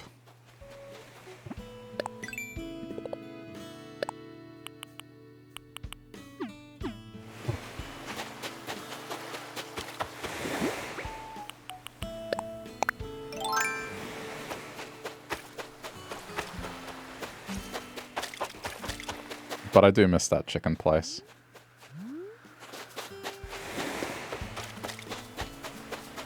They opened another store somewhere else, but it's not near where I am. Their whole gimmick as well, they had these super spicy wings. They called them the crazy wing. And that's, I guess people went there as a gimmick to see if they could handle the heat.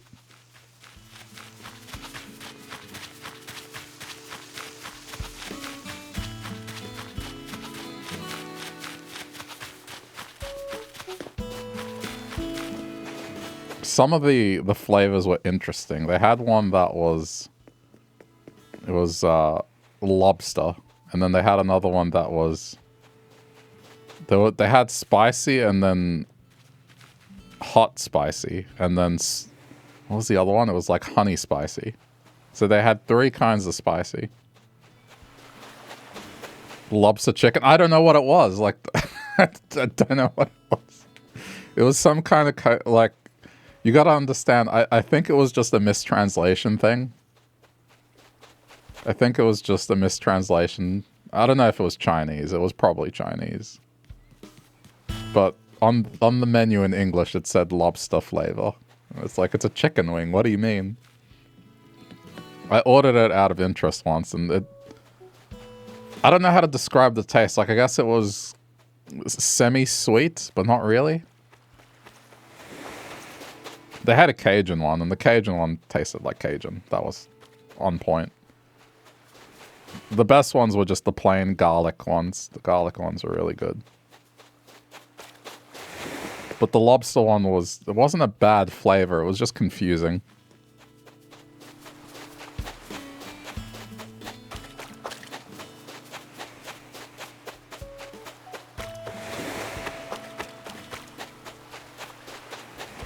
I think it was probably a mistranslation. I don't know what it would be. I mean, maybe if I can find the menu online. Hang on. Maybe I can actually find an answer to this.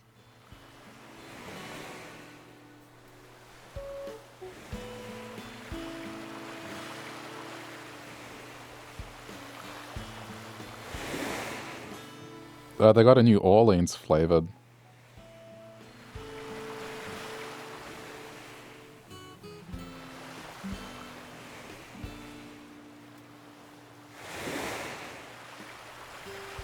Okay, so someone gave me an explanation. The explanation is it's not lobster, it's a mistranslation. The flavor is basically like a scallop / prawn kind of flavor. So it's supposed to give a sensation of chicken and prawn. So there you go.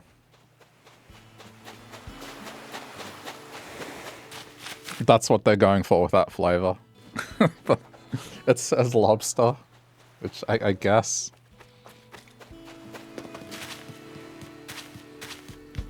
Anything has to be better than bland chicken. Have you made any headway in that department, Colin?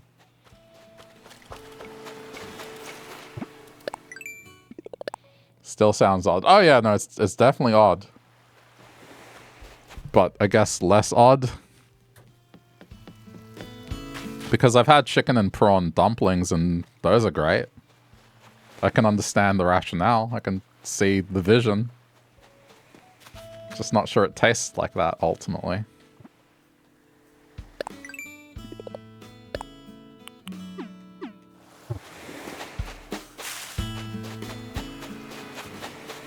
In chicken, though, but you did try sesame shrimp last night. Well, that is a step up from unseasoned chicken.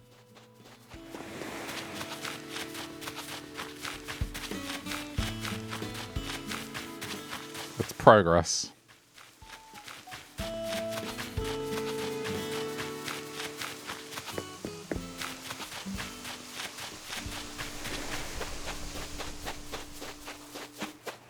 No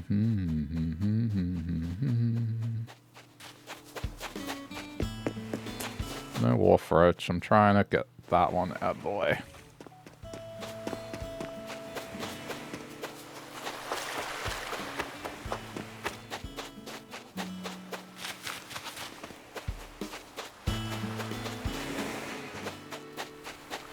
Hey, Jess, how's it going? Next to try is the lobster chicken. Wait, are you saying I should go try the lobster chicken? I've tried it. I mean, the lobster flavored wings. Which I guess seafood, I don't know. It's a bit of a drive. They do seem to have new flavors though. If I'm ever down that way. Just, yeah, the original building burnt down. The one that was in the inner city.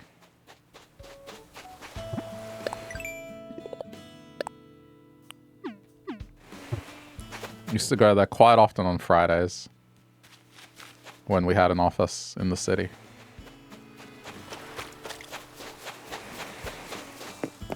Ah, nice.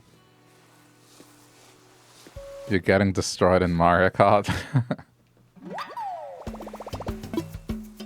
Wait, Mario Kart World or Mario Kart 8?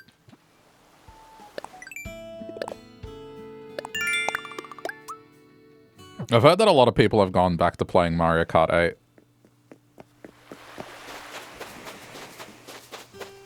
That they're not happy with Mario Kart World.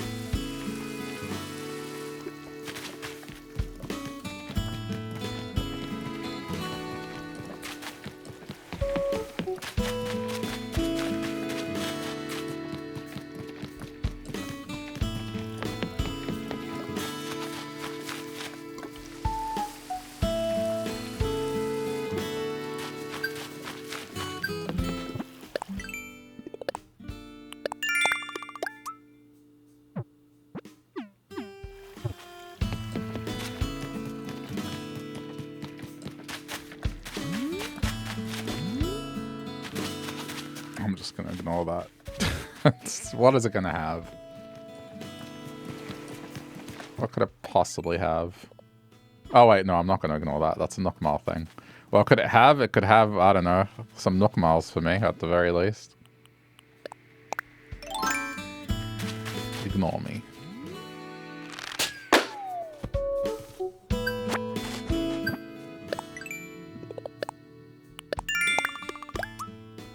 See, now that we're talking about food, I said I wasn't going to get food, but now that we've opened that can of worms, I guess, Pandora's box on food, now I'm getting hungry.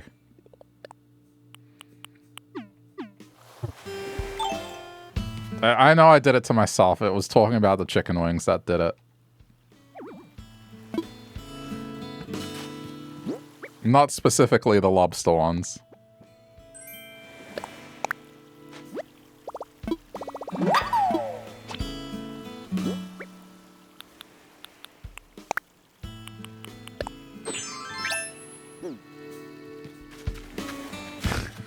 Food part of the stream. But tell me that it wasn't me this time, right? Like, it wasn't me? Was it? Did I bring it up? I don't know. Like, I honestly blur out when it comes to that conversation. Was it me? Was it me this time? Cooking stream? It's never gonna happen. Not whilst I'm living in this apartment. You asked me if I was getting pizza, and that led to the wing discussion.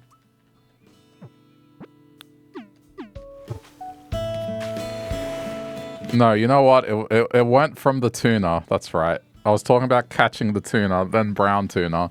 Higher standards, sushi restaurant. Went to sushi restaurant. didn't think I've ever been to a dodgy one. However, there are some places I've been to that are dodgy, like the chicken wing okay, I've gotten the thread. It's Yah's fault. Well, you know what? It's okay because this time it's chicken and not like making it look like I'm obsessed with butts. So I will forgive it.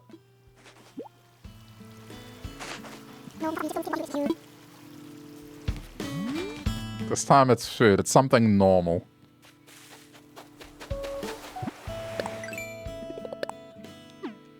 It's not gonna start anything.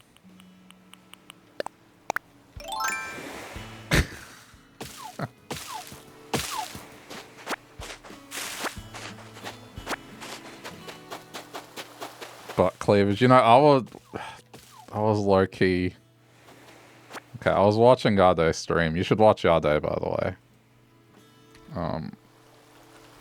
But I was watching them play Captain Toad. And in that game, at the start of every level, this was my bit, but I swear Toad says diaper adventure. And I was hoping it would be like the same thing over there. Like, yes, everyone say diaper adventure, but it didn't catch on.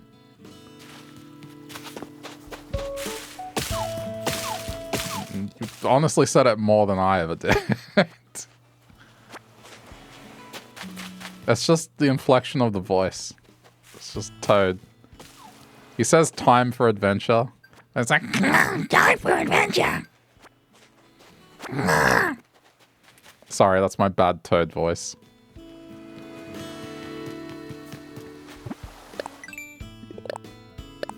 I can't do a Toad voice without it hurting my throat.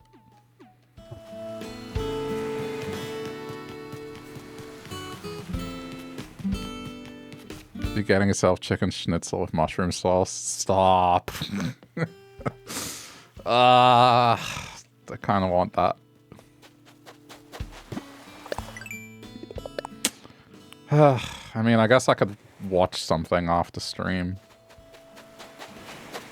Let's see if there's an episode of Gachakuta or something, and then I'll get something to eat. And then I'll fall asleep.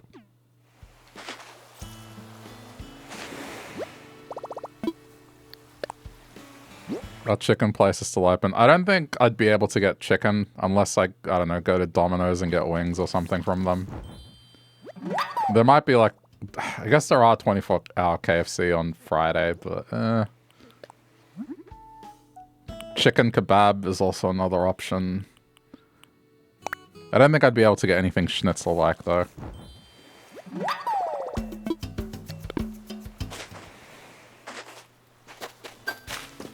Kebabs are good, but if I'm getting a kebab, it would be like a lamb one. Or if I really want to put myself to sleep, HSP.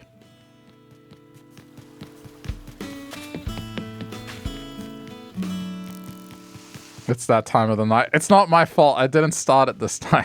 I didn't start it this time. This time it wasn't me. Yes, you talk about food until I'm hungry. Yes, that's right. It's this portion of the stream. Kebab aficionados, have you heard of a HSP? This is an Australian thing. I'm about to change your life if you haven't.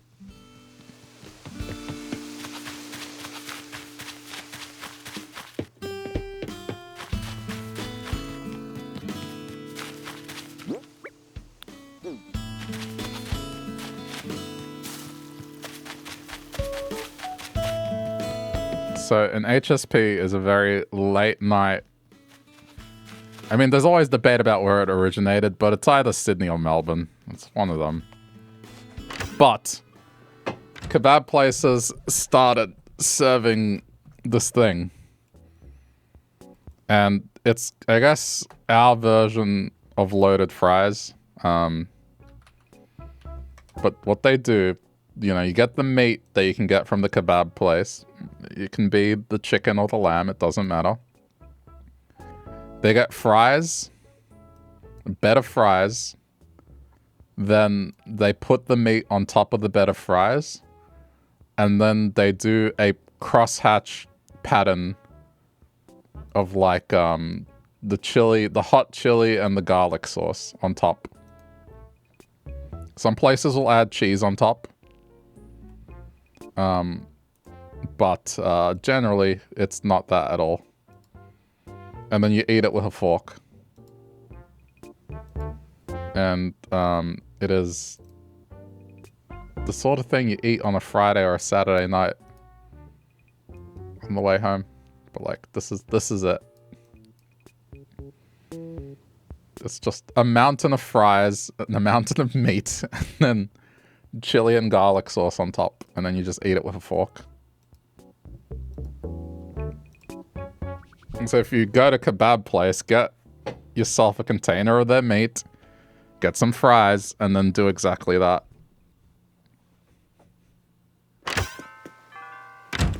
But see, that's not going to make me hungry. This is me trying to make you hungry. Like, I'm okay. Because I know what that would do I know what that would do to me.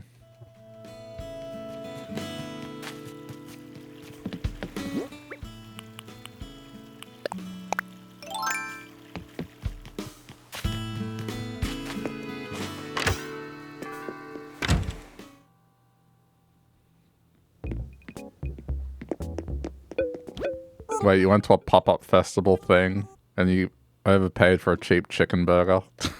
That's unfortunate. Yeah.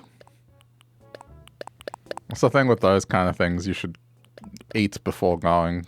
The food's all... Unless we're talking about a corn dog, I don't care. I will overpay for a corn dog. Because it's not often you get them unless you go to one of the Korean corn dog places. But those are different. It's not the same.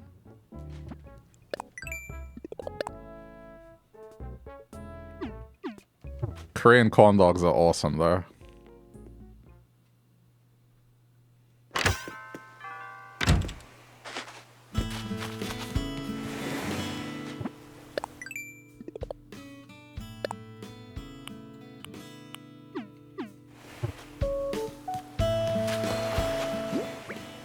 I don't know, what else haven't we talked about food-wise? Now a chicken burger with, like, ground chicken? No. We've been over this. Chicken burger to an Australian is just the bread. You're talking about the bread. You're using a burger bun. And it's just...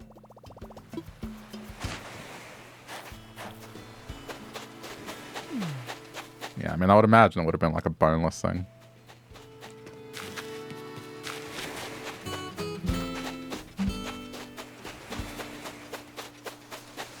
So like a chicken sandwich.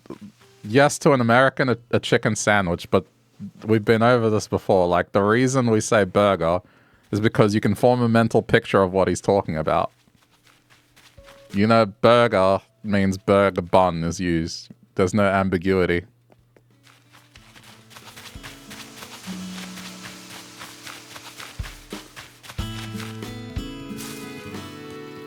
I will die on the hill that we Australians have it correct in terms of chicken burger.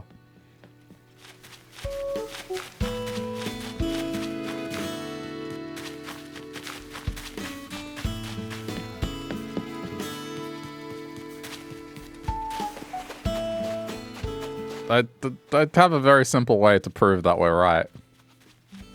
That's just the picture thing again.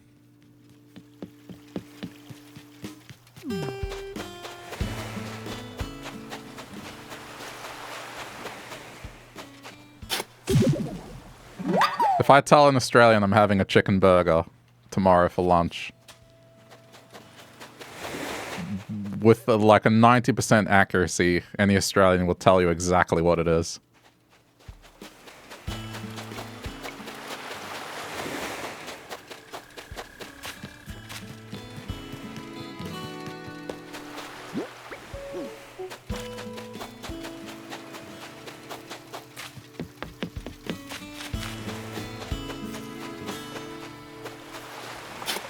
If you invited me to a barbecue and I asked for a chicken burger, I'm getting a ground chicken patty. Yeah, but see, I wouldn't ask you for a chicken burger. I'd be like, I'm in America. Okay, I gotta adjust my language so Americans understand. I'll call it a chicken. I will say, hey, Colin, can I have a chicken sandwich with the buns that you use for a burger as the bread? Instead of back home where I just like, hey, can I have a chicken burger? And the Aussie will just present me with exactly what I fucking want. I don't have to describe the bread I want.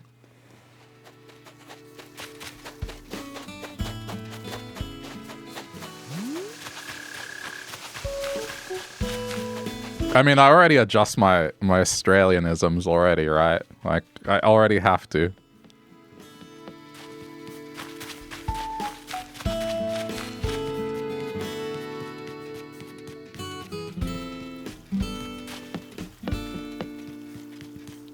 But what if I want ground chicken? Then I say I want a chicken burger with a chicken patty.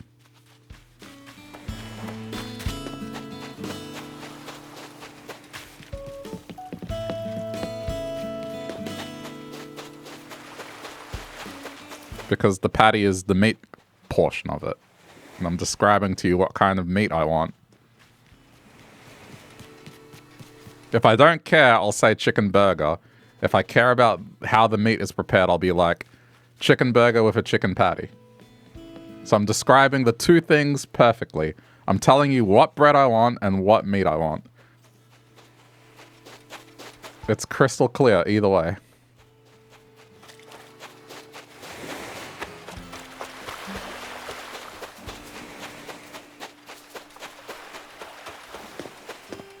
For you to convey the same thing, you have to say chicken sandwich with with a chicken patty, and I want the bread to be like burger buns.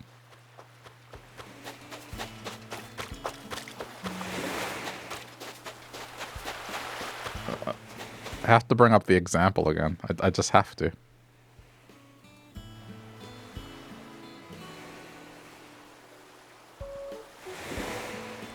I have to bring up the example again.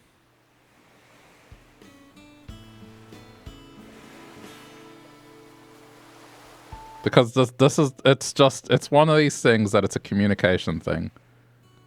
Okay. So bear with me.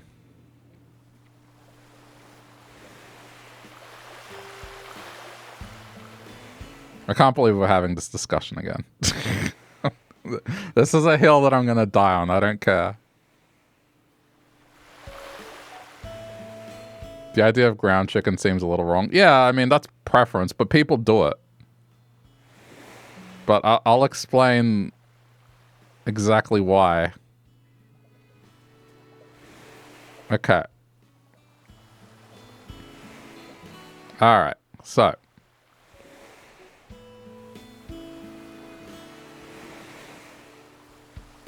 Where am I?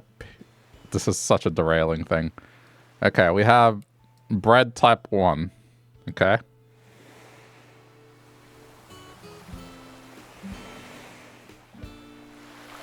Somehow Windows has completely unorganized these pictures I had. This is bread 2.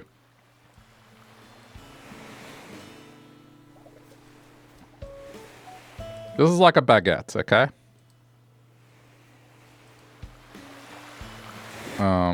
And then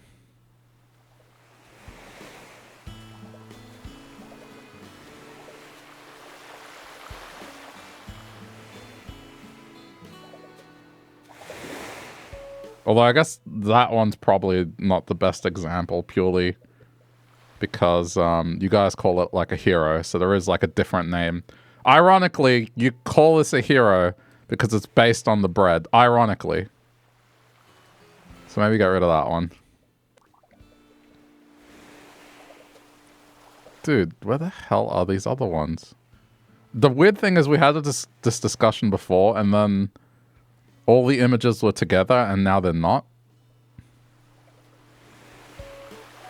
I don't understand how that even happened. Okay, here's another one. I mean, this is square. It's like a square-shaped bread. But this is what like a sandwich with that bread looks like, right? It's like panini bread is what we call it here. It might have another name, but that's the bread type. It's Turkish bread as well. Turkish bread is another name for it. It's a type of bread. But this is what makes it better, because you don't know how to describe this bread. This is what makes it better. A better example. And then we have the classic, these buns, okay? So, here's some cheese. Yeah, just hear me out. These are just chicken breast. It's a chicken cutlet, basically. It's breaded. It's like what you would put in a fried chicken sandwich, right? So this is just breast of chicken meat. Okay? I'm going to make the most boring thing. So, okay. It's just these two. I'm very bland, and I just want this with cheese on top. That's it. So, tomorrow I am having a chicken sandwich.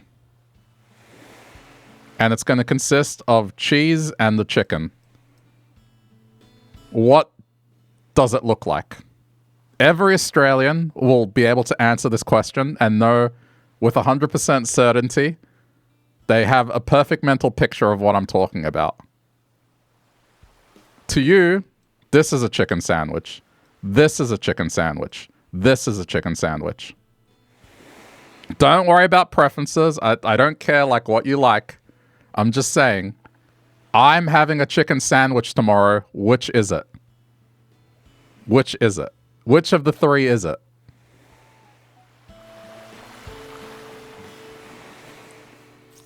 Guess what? It's not. To an Australian, this is a chicken sandwich because it uses sandwich bread. This is like a chicken roll or a chicken panini because it uses panini bread or a roll. This is a chicken burger because it uses a burger bun. Using that language, no matter what I say, an Australian will always form the correct mental picture. You have a 1 in 3 chance of getting it right. That's what's wrong with calling everything a chicken sandwich. That's a poor option. Who cares? It doesn't matter. What I'm saying is an Australian will always get the answer correct. You Americans have a 1 in 3 chance every time. That's what's wrong with you guys calling everything a chicken sandwich. And ironically, like, if you have like the hero bread, suddenly it's a chicken sub. Suddenly it's a chicken hero because it's based on the bread. But for a burger, you guys are like, nah, sandwich, sandwich, sandwich, sandwich.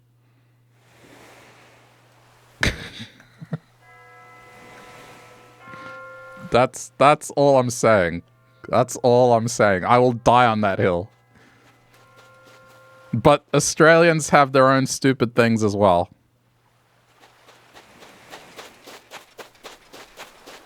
We call, fries, we call fries chips, and then we call potato chips as well. So there's chips and chips, but we don't get confused.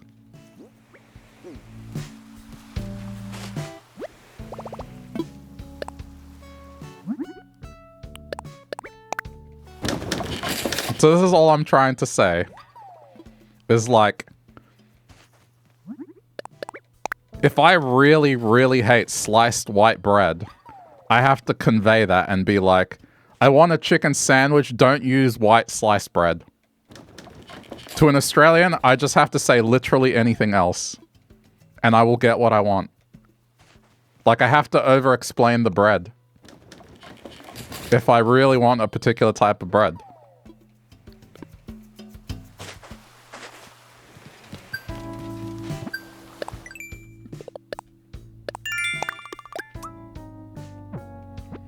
It's okay, like, at the end of the day, this isn't an American thing, this is an English thing. English is so annoying. This is not an American thing, this is an English thing, because Australia has the same problem with other things as well.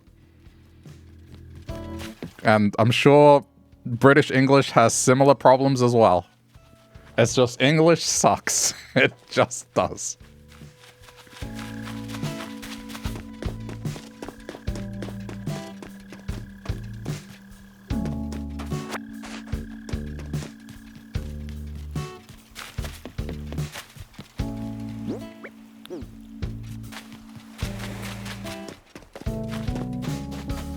If I would have said, I'll give you $100 if you were to correctly pick which thing I would have talked about, you would have gotten it wrong. The Australian would win the $100 every time.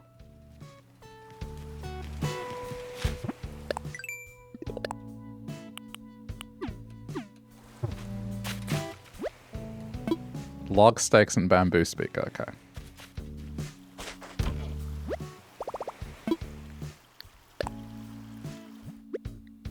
Should make it a game, yeah. What? But that would feel like I'm picking on you Americans, though, and I'm not. I promise you I'm not. Like, I'm doing this with tongue in cheek, right? I hope you guys realize that I'm not I'm not trying to, like...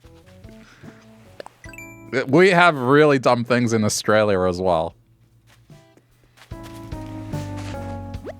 I can't speak about Australian English because we have really, really stupid things in Australian English.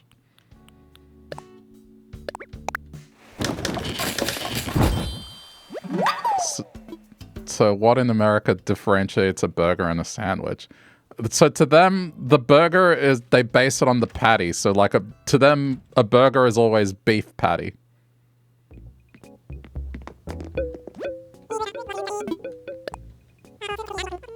Which doesn't make any sense.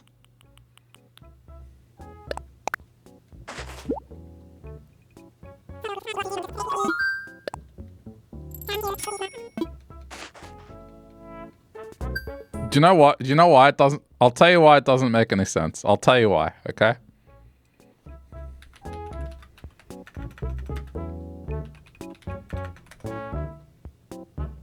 I'll tell you why.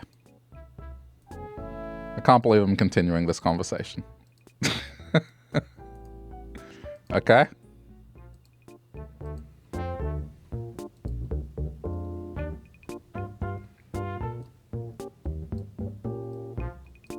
Actually, hold on. Let me get one on the grill.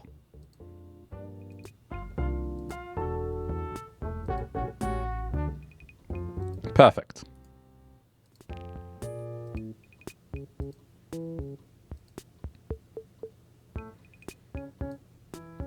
These are not well cooked. But okay. Someone will be like, yo, flip them burgers. Flip the burgers. Okay? But then this is also a burger. Both of these things are burgers. Both of these things are burgers. Yeah, that one's not done, clearly. This one's not done. But both of these things to Americans are burgers, whereas to us, this is a patty, this is a beef burger. If I say, yo, hand me the burger, which item am I talking about? The left item or the right item? Anyway. I'm kidding. Mostly. Both, but see, that's what I mean. It's not just an Australian thing. I'm pretty sure this is British as well. Like, I'm pretty sure British people will say the same answer as an Australian. Like, it's not exclusively us.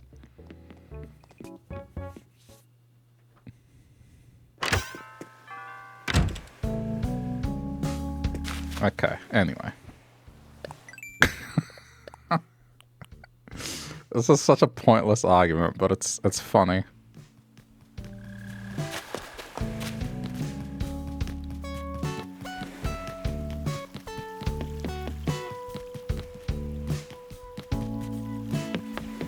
It's okay, I'm not going to convince you. It's like, at the end of the day, you're used to what you're used to, and much like how we call chips chips and chips chips, right? It makes sense to us, we don't get confused. If it makes sense to you, that's all that matters.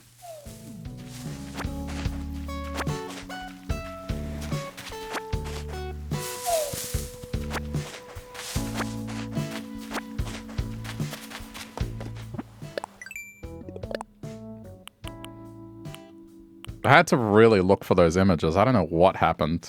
I swear, I feel bad for people that have to upgrade to Windows 11. I truly do. I'm sorry that Microsoft is making everyone do it.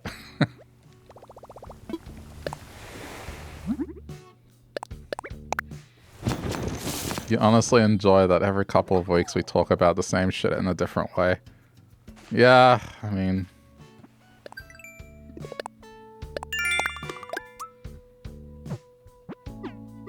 This isn't the first time I've talked about the chicken sandwich thing.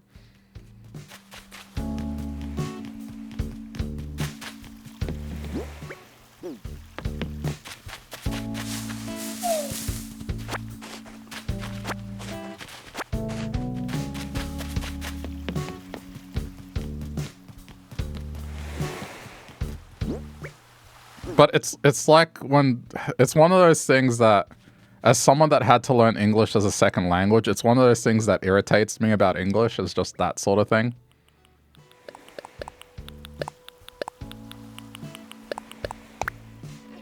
Where, like, it's just an inconsistent rule as to what something is called. Or how you pronounce something. Like, that sort of thing really tilts me. And again, it's just English. It's just English. It's just English. English in general.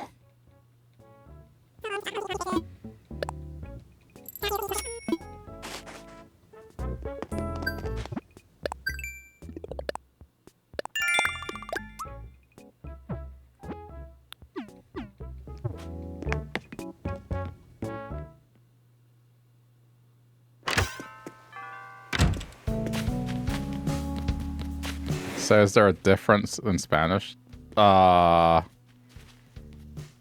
Probably. Here's the thing.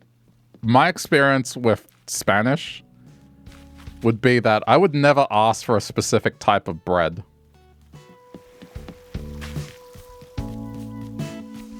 So, like...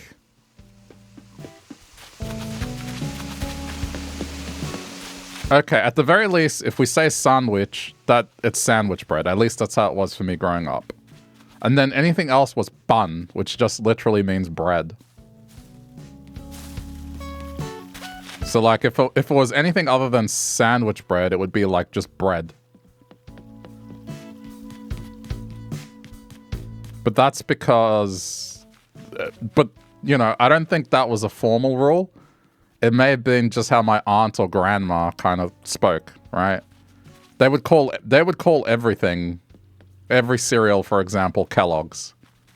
So it may have been one of those circumstances where, like, anything that wasn't sandwich bread was just bread. So what if I wanted a hero? I'd be told that we can't afford the bread and fancy things like that, and to settle down and eat my tortilla with cheese.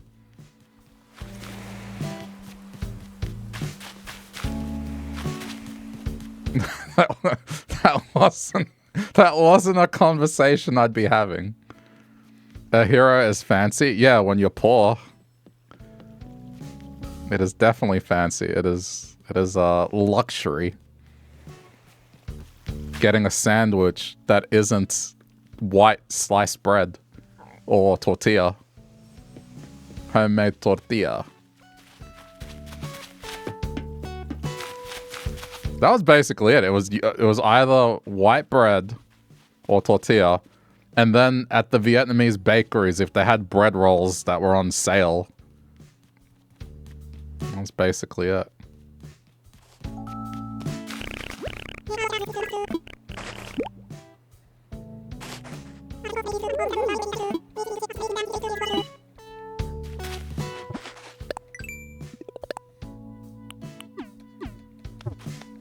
It's like $2 for Italian bread. Yeah, or you could spend 50 cents instead and save $1.50.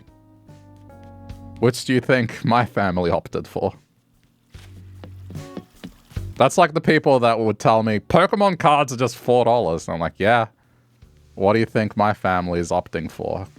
The option where we don't buy pieces of cardboard for children.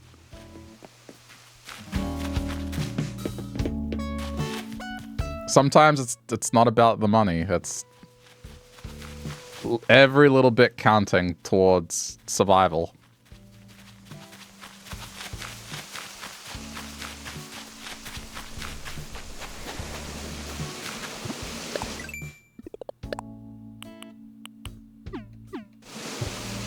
Yeah, my parents collected cans when they first got to Australia, so you know.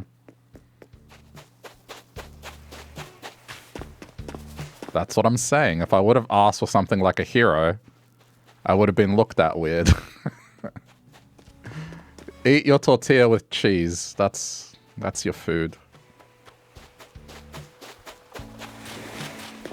Now, granted, the cheese was actually pretty fancy, but the only reason it was fancy was because we used to live next to the factory where they made that cheese. It was feta cheese. So at least that was good. Like, it wasn't all gloom. But man, that street stank.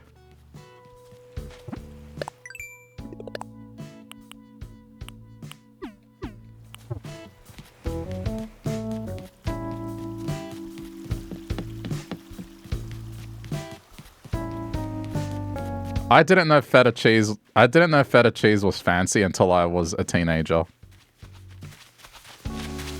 I thought it was just on par with like tortilla, you know. And then I learned, oh, actually feta cheese is pretty expensive. And I guess the only reason we had it was just because, yeah, the factory was nearby. Now I have 2 islands rich.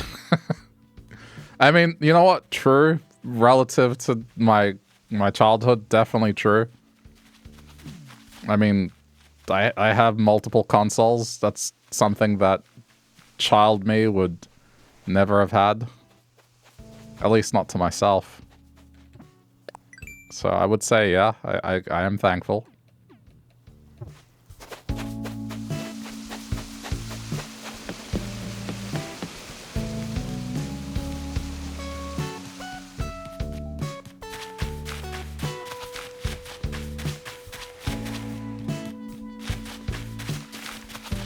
Yeah.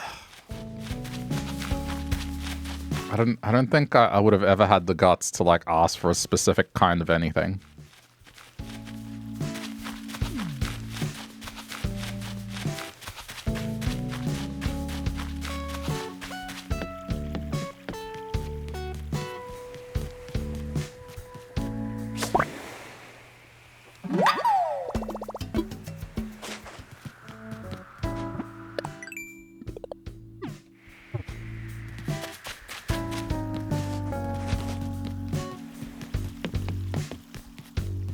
Discount cheese, but it wasn't even discount cheese. It was actually a good manufacturer. It was just factory discount cheese,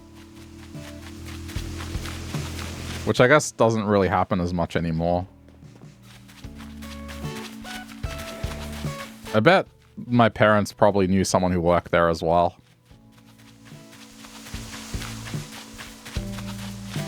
Like, discounted cheese makes it sound like no one wants this cheese and it's going to expire or something. No, it was like, before the cheese was shipped off to places, they would sell it to people. So it was as fresh as it got.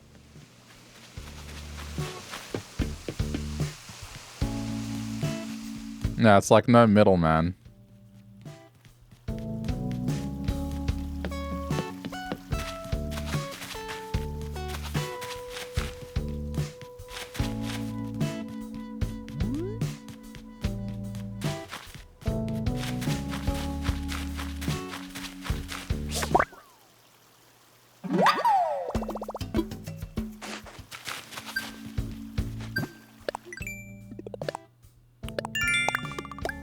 That was nice and easy.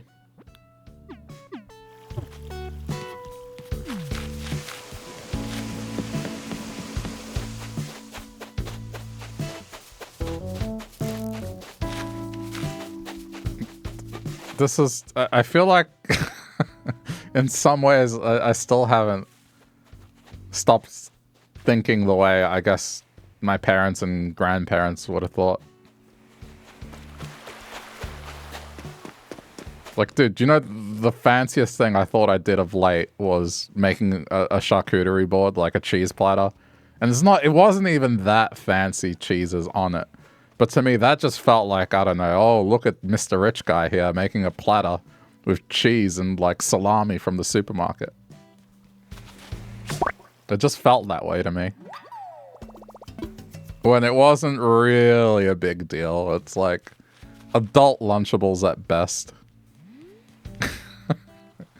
But to me, it felt so... I don't know. I felt like a fish out of water for a bit. Well, it's fine. It's honestly the more economical option given the price of potato chips here now. With discounted cheese? Yes, this time with actual discounted cheese, for sure. Just need some wine. I'm not into wine. But I guess if I wanted to feel extra fancy.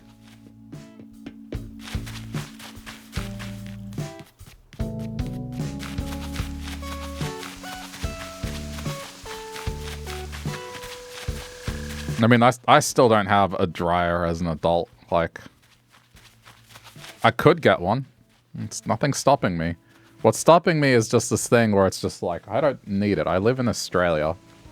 And the majority of the time, you just put stuff outside and it dries. And winter is just rainy. It's not, like, ice cold or anything. It still dries inside. I could absolutely get one. It could save me time. But part of me still goes, like... I don't need it. I just don't need it.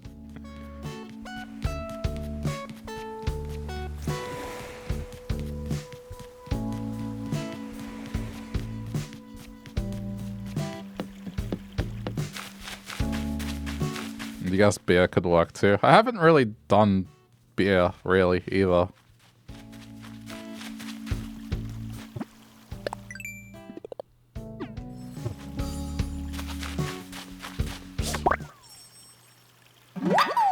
Wait, again? 3 nights in a row? What?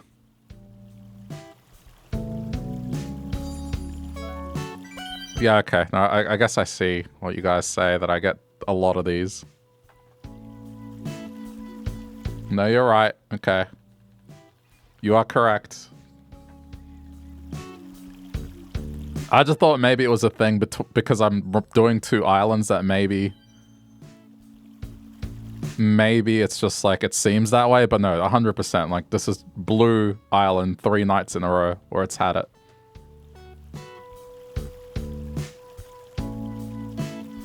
I mean, not that it matters much, right? Like, it doesn't matter that much at all.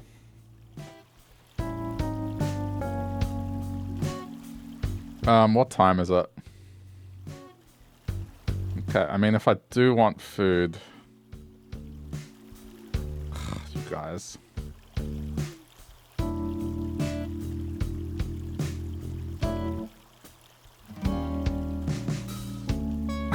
$12:30. How do you know what time it is here? It was rhetorical, but yeah.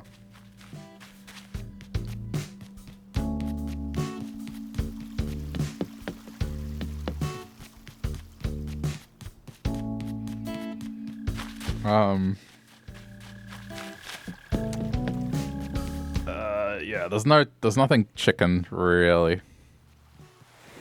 I guess I could get a pizza and just, then I have leftovers tomorrow.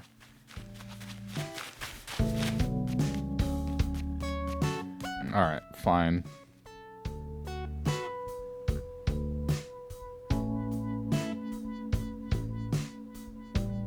I'll see if there's a new episode of Gachakuto or something. It'll still be a while.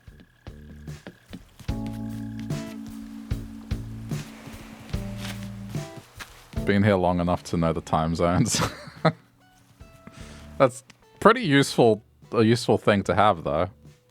Being aware of, like, the rest of the world and their time. I mean, I kind of have that as well, actually, like knowing roughly the times in America and Europe. It does come in handy.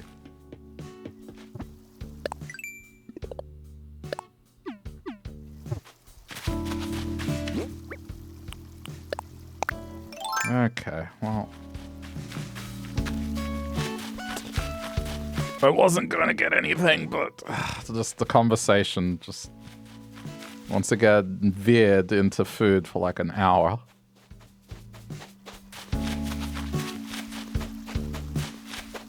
It's alright, I'll have a couple slices and then leftovers tomorrow.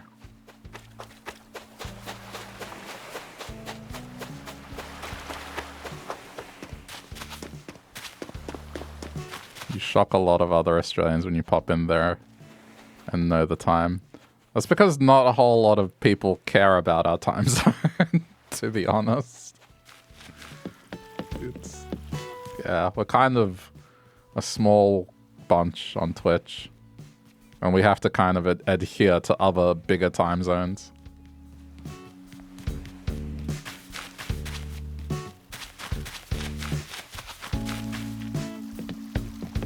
You know, a lot of Europeans, or not too many Aussies, still not used to the time zone. Well, pretty much whenever you're streaming, it's about midday.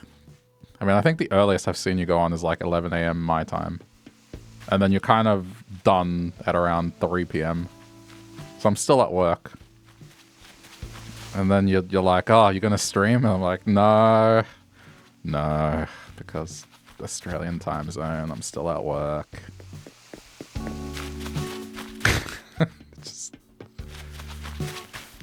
if only I didn't have that full-time job that allows me to live.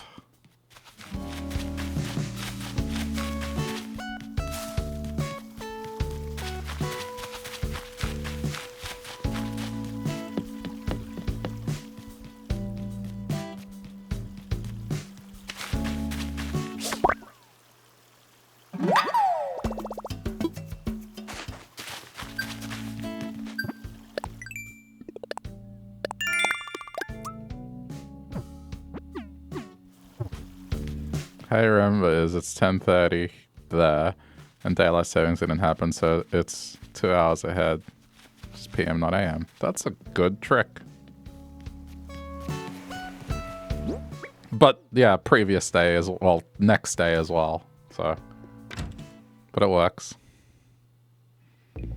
I'm only 17 hours ahead. I know.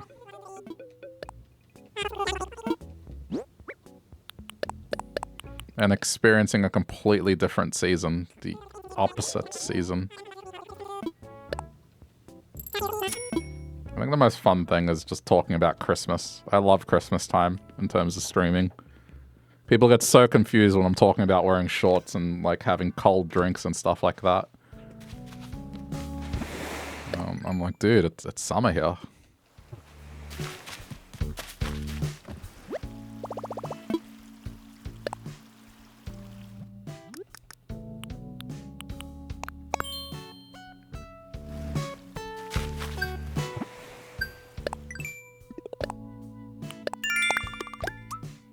I think the strangest thing is traveling.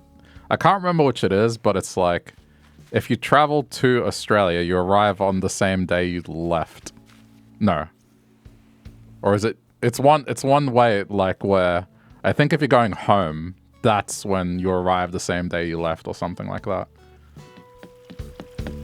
Yeah, sorry, it's the other way. When you go home, the day you leave Australia is the day you arrive back home. Because of the time difference.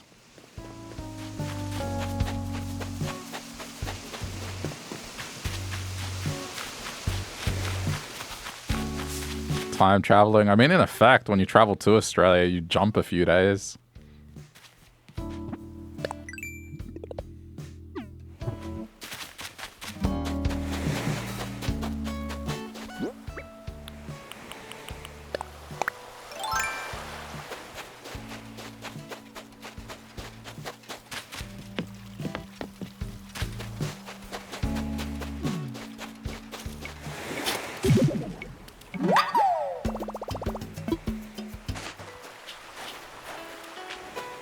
There's also just the thought that when you're hearing me talk, that's me from the future. Or me from the past, technically. Because of the stream delay, it's like Not that it's big, but me talking is not exactly real time.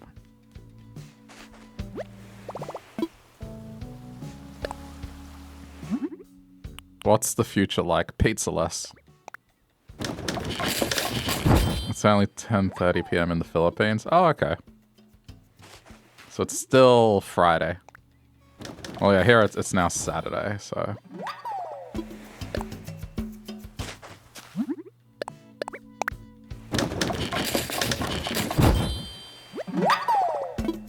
Actually, that reminds me.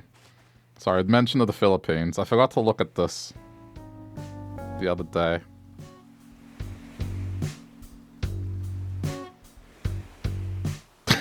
Going back to the talk of food. When the hell is Jollibee opening in Australia? Not yet, okay. They're still talking about it. We have Mary Brown, which is like the Malaysian kind of equivalent, which is pretty good, but I want to try Jollibee.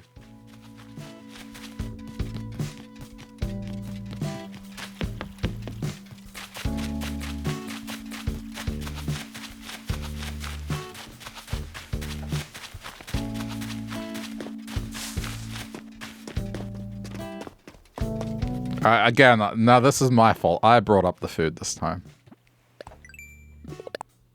This is 100% my fault this time.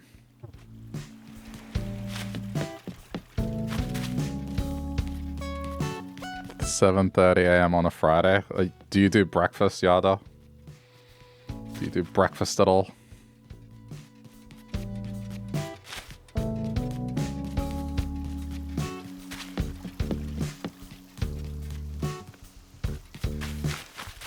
Did I order anything? Yeah, I got a pizza.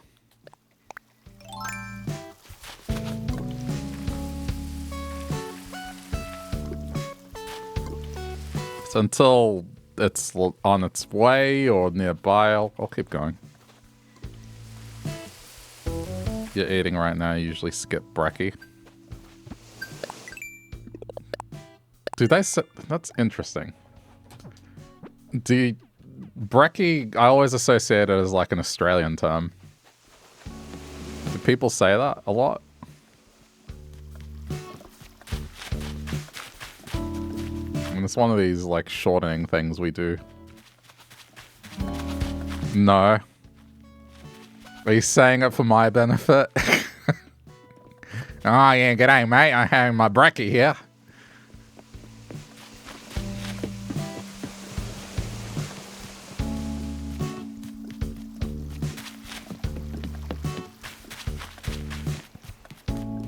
You just like it, didn't it? It was Aussie. Yeah. Brekkie is breakfast. I mean, I think the British may use it as well. There's a lot of overlap. But we shorten everything. Instead of saying electrician, we say Sparky.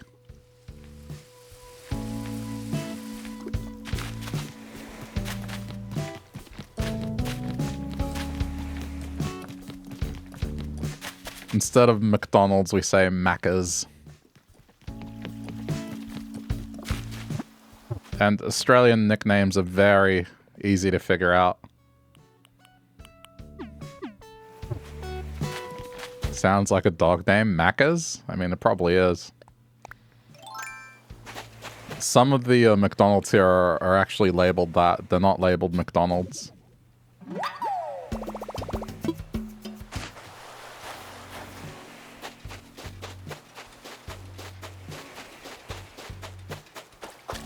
Have I played Chicory? It's a cute game where everything is named after food.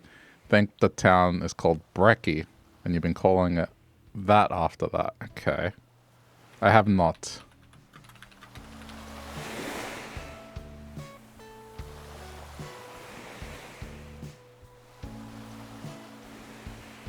Oh, that looks nice.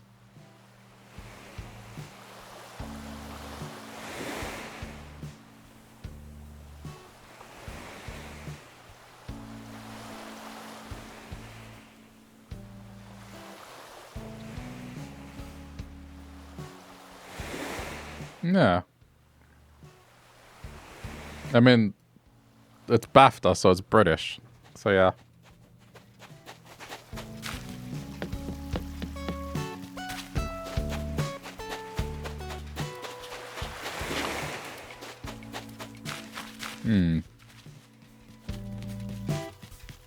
But anyway, if you want, like, a way to find out an Australian nickname, take the name Damien, for example.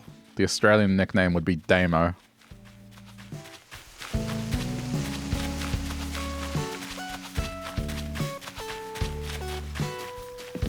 Some of them are straightforward, some of them are not.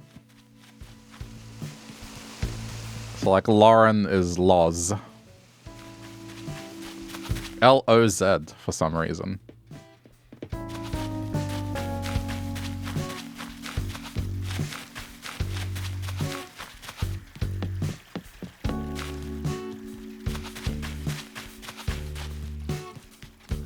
And I mean, for Timothy instead of Tim, they'll just say Timo, I guess. I mean, they'll say Tim, but the more Aussies will be like, Timo!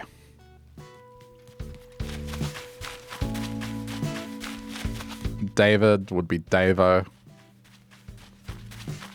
So it's pretty easy to figure out your Australian nickname on those rules. There's a consistent set of rules.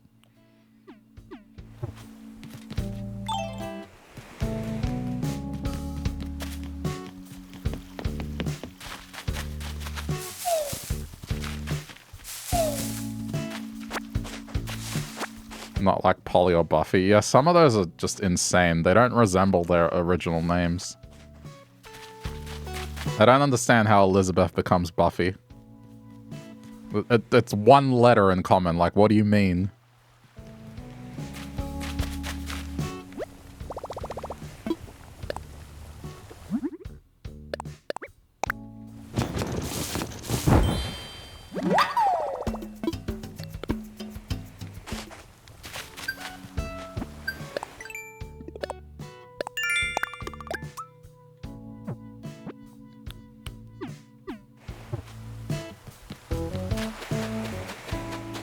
I mean, here's a fun one. We don't call... Okay, so I'm not even going to go into the whole gas station thing.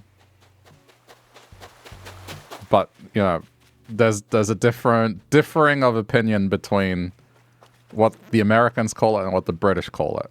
Let's not get into that. But that place, we call them servos. Because we call them service stations for long. And shorten them to servos.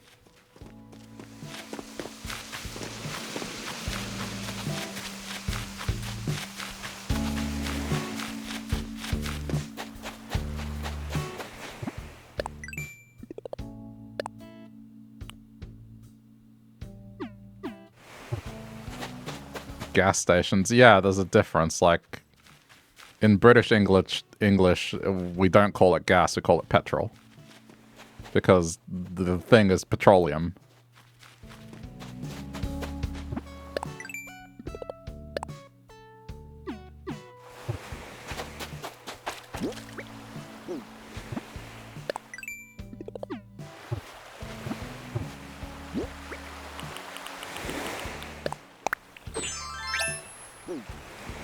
Wait, why did I put on the muscle suit? I thought that was my swimwear.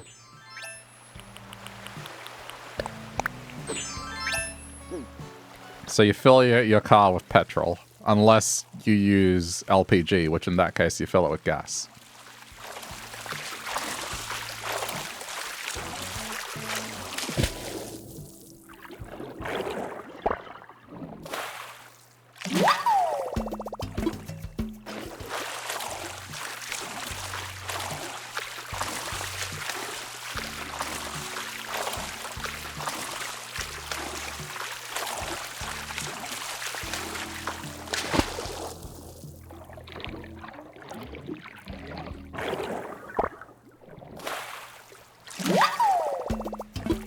Oh, my food is on the way.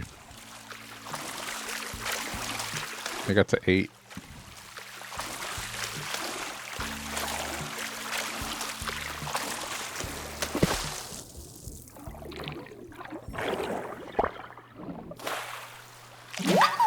I'm excited.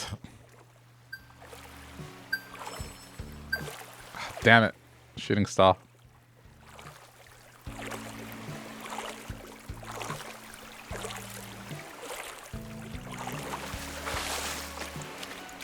But I got just a meat lover's pizza.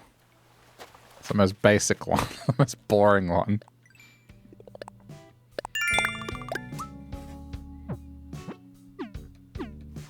So we're talking about meat. Salt pizza. I mean, you're not wrong. Salt content on that would be rather high.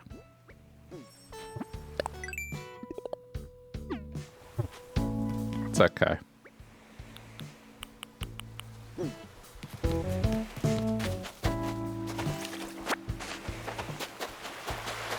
I mean, what would be your choice? Actually, you didn't even say what you were eating for breakfast. What's your brekkie? Should totally do breakfast pizza. Breakfast pizza is great.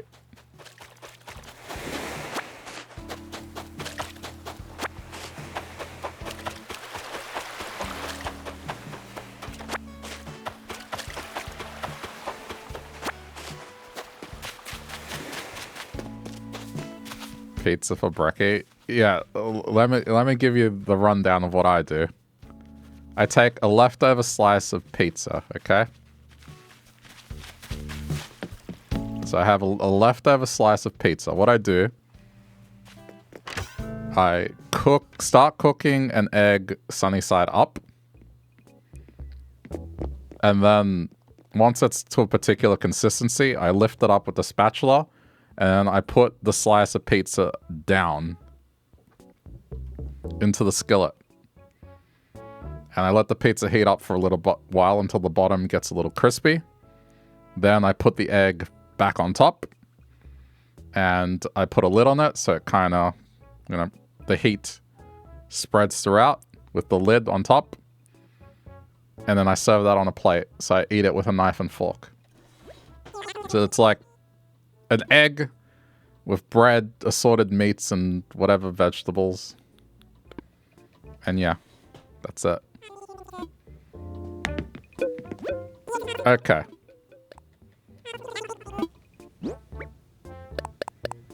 I highly recommend it if you haven't tried it.